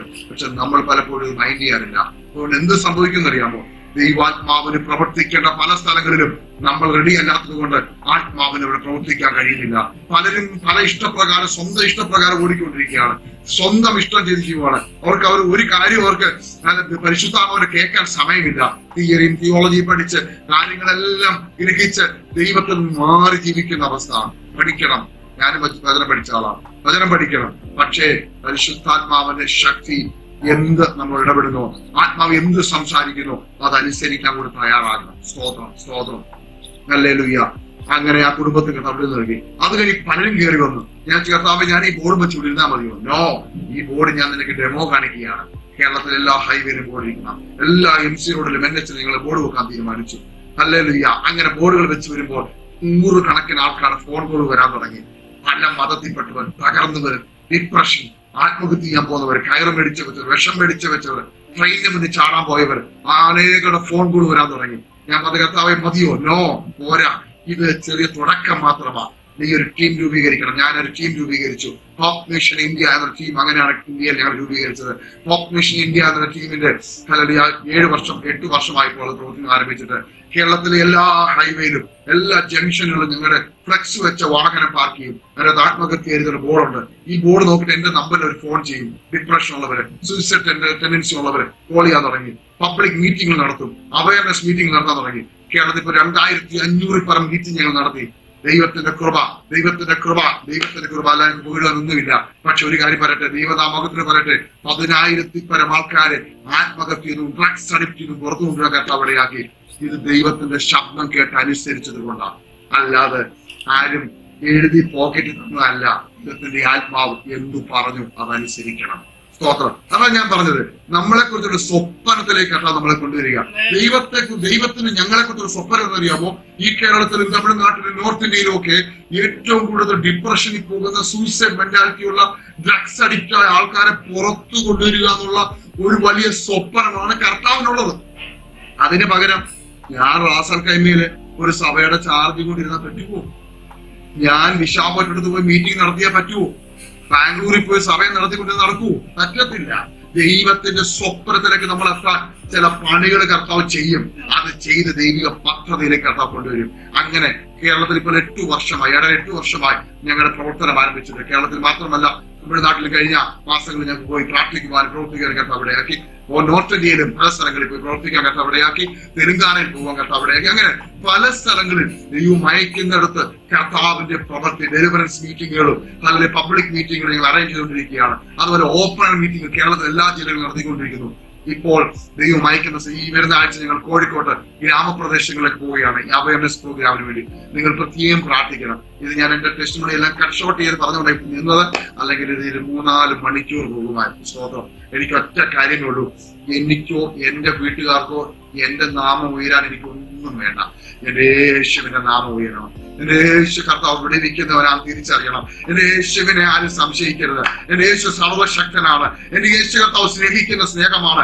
യേശു കർത്താവ് ആരും തള്ളിക്കളയത്തില്ല.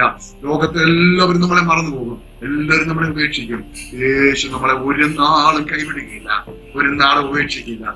നിങ്ങൾക്ക് ഞാനൊരു വാക്ക് നിങ്ങൾക്ക് വേണ്ടി പ്രാർത്ഥിക്കാൻ പോവുകയാണ്. നിങ്ങളായിരിക്കുന്ന സ്ഥാനത്ത് ദൈവമക്കളെ, ഇത്രയും സമയം നിങ്ങൾ ശ്രദ്ധിച്ചില്ലേ? ഞാൻ നിങ്ങളോട് പറയട്ടെ, നിങ്ങളൊരു വാക്കൊന്ന് ഏറ്റു പറയാമോ?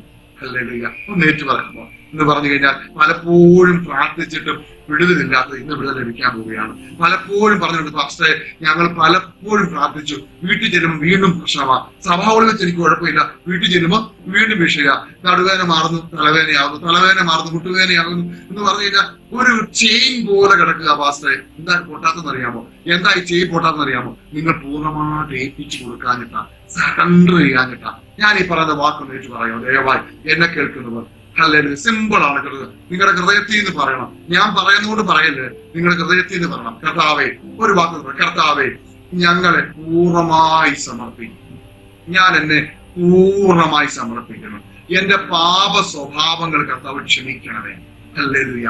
കർത്താവേ, എന്റെ പാപ സ്വഭാവങ്ങൾ ക്ഷമിക്കണമേ. അവിടുത്തെ തങ്കച്ചോരയാൽ എന്നെ ശുദ്ധീകരിക്കണമേ. അവിടുത്തെ തങ്കച്ചോരയാൽ എന്നെ ശുദ്ധീകരിക്കണമേ. കർത്താവേ, എന്റെ മേൽ മുഴുവൻ അധികാരവും അവകാശവും യേശുവിന് മാത്രം.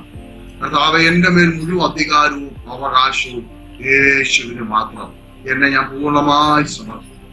യേശുവിന്റെ നാമത്തിൽ തന്നെ ആമേൻ. ഇതൊരു സമർപ്പണമാകട്ടെ. നിങ്ങൾ ദൈവത്തിന് സമർപ്പിച്ച ഇനി ഞാൻ നിങ്ങൾക്ക് പ്രാർത്ഥിക്കാൻ പോവാ. നിങ്ങൾ ആയിരിക്കുന്ന സ്ഥാനത്ത് കണ്ണടച്ച്, കർത്താവേ, ഞാൻ അവിടുത്തെ മന്ദിരമാ, ഞാൻ അവിടുത്തെ പൈതല, എന്നെ തൊടാൻ ഒരു ശക്തി കഴിയത്തില്ല. എന്നിലുള്ള എല്ലാ രോഗബന്ധങ്ങളും അഴിഞ്ഞു പോവുകയാണ്, എന്നിലുള്ള എല്ലാ ബന്ധങ്ങളും പൊട്ടുകയാണ്, എല്ലാ കെട്ടുകളും പൊട്ടുകയാണ്. എന്റെ തലമുറ വിഷയങ്ങൾ കേട്ടോ സൗഖ്യമാക്കുന്നു, ഇരുട്ടിന്റെ വിഷയങ്ങൾ മാറിപ്പോകുന്നു. പൂർണ്ണ ഏൽപ്പിച്ചു കൊടുത്തു പ്രാർത്ഥിക്കാൻ പോവാ. സ്വർഗത്തിലും ഭൂമിക്കും നാഥനായവൻ, സകലത്തിന്റെ ഉടയവനായ യേശു ക്രിസ്തുവിന്റെ നാമത്തിൽ ദൈവത്തിന്റെ സാന്നിധ്യം വ്യാപരിച്ചിറങ്ങട്ടെ. യേശുവിന്റെ നാമത്തിൽ പൂർണ്ണ സൗഖ്യം വ്യാപരിക്കട്ടെ. എല്ലാ ഇരുട്ടിന്റെ ശക്തികളും യേശുവിന്റെ നാമത്തിൽ മാറിപ്പോകട്ടെ. ബന്ധനങ്ങൾ അഴിയട്ടെ. പിശാചിന്റെ കോട്ടകൾ തകരട്ടെ. രോഗത്തിന്റെ ബന്ധനങ്ങൾ അഴിഞ്ഞു പോകട്ടെ. തലമുറ കർത്താവേ കുത്തടി രീതി മുന്നോട്ട് പോകുന്നു. യേശുവിന്റെ നാമത്തിൽ അവനെ പിടിക്കണേ കർത്താവെ, പിടിച്ചു മാറ്റണേ, പുറോത്തരിക്കണത്. അവൻ നഷ്ടപ്പെട്ടു പോയല്ലേ അപ്പ.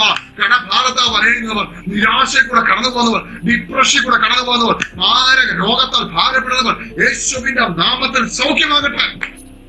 ക്യാൻസർ രോഗങ്ങൾ സൗഖ്യമാകട്ടെ. കർത്താവേ, ബ്ലഡിലെ പ്രോബ്ലം സൗഖ്യമാകട്ടെ യേശുവിന്റെ നാമത്തിൽ.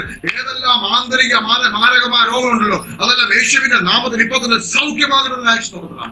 കർത്താവേ, എന്നെ കേൾക്കുന്ന ആരെങ്കിലും പാപഭാരത്താൽ വരെയുന്നെങ്കിൽ അവരുടെ പാപം യേശു കർത്താവ് ക്ഷമിച്ചതിനായി സ്തോത്രം. അവരെ ശുദ്ധീകരിച്ചതിനായി സ്തോത്രം. അവിടുന്ന് അവരെ മക്കളാക്കിയിരിക്കുന്നതിനായി സ്തോത്രം. ദൈവിക സമാധാനത്താൽ അവിടെ നിറച്ചിരിക്കുന്നതിനായി സ്തോത്രം. കർത്താവേ, ദൈവമേ, ഞങ്ങൾ ഈ സമയത്ത് പ്രാർത്ഥിക്കുമ്പോൾ ആരെല്ലാം ഏതെല്ലാം വിഷയത്തിൽ പാരപ്പെടുന്നു അവരെല്ലാം കർത്താവ് തോർത്തിരിക്കുന്നതിനായി സ്തോത്രം, സൗഖ്യമാക്കിയതിനായി സ്തോത്രം. കർത്താവേ, പ്രത്യേകിച്ച് കർത്താവ് ജോയ്സ് ടിവിയുടെ പ്രവർത്തകർക്ക് വേണ്ടി പ്രാർത്ഥിക്കുന്നു. അവരെ കർത്താവ് അനുഗ്രഹിക്കണമേ. അവർ ചെയ്യുന്ന ശുശ്രൂഷകൾ അവർക്ക് അനുഗ്രഹമായി മാറട്ടെ. അനേകർക്ക് സൗഖ്യവും വിടുതലും അനുഗ്രഹവുമായി മാറട്ടെ. കർത്താവ് എല്ലാവരും അപ്പച്ചന്റെ കടത്തിലേക്ക് എത്തിക്കുന്നു. അവിടുന്ന് പ്രാർത്ഥന ഘടനായി സ്തോത്രം.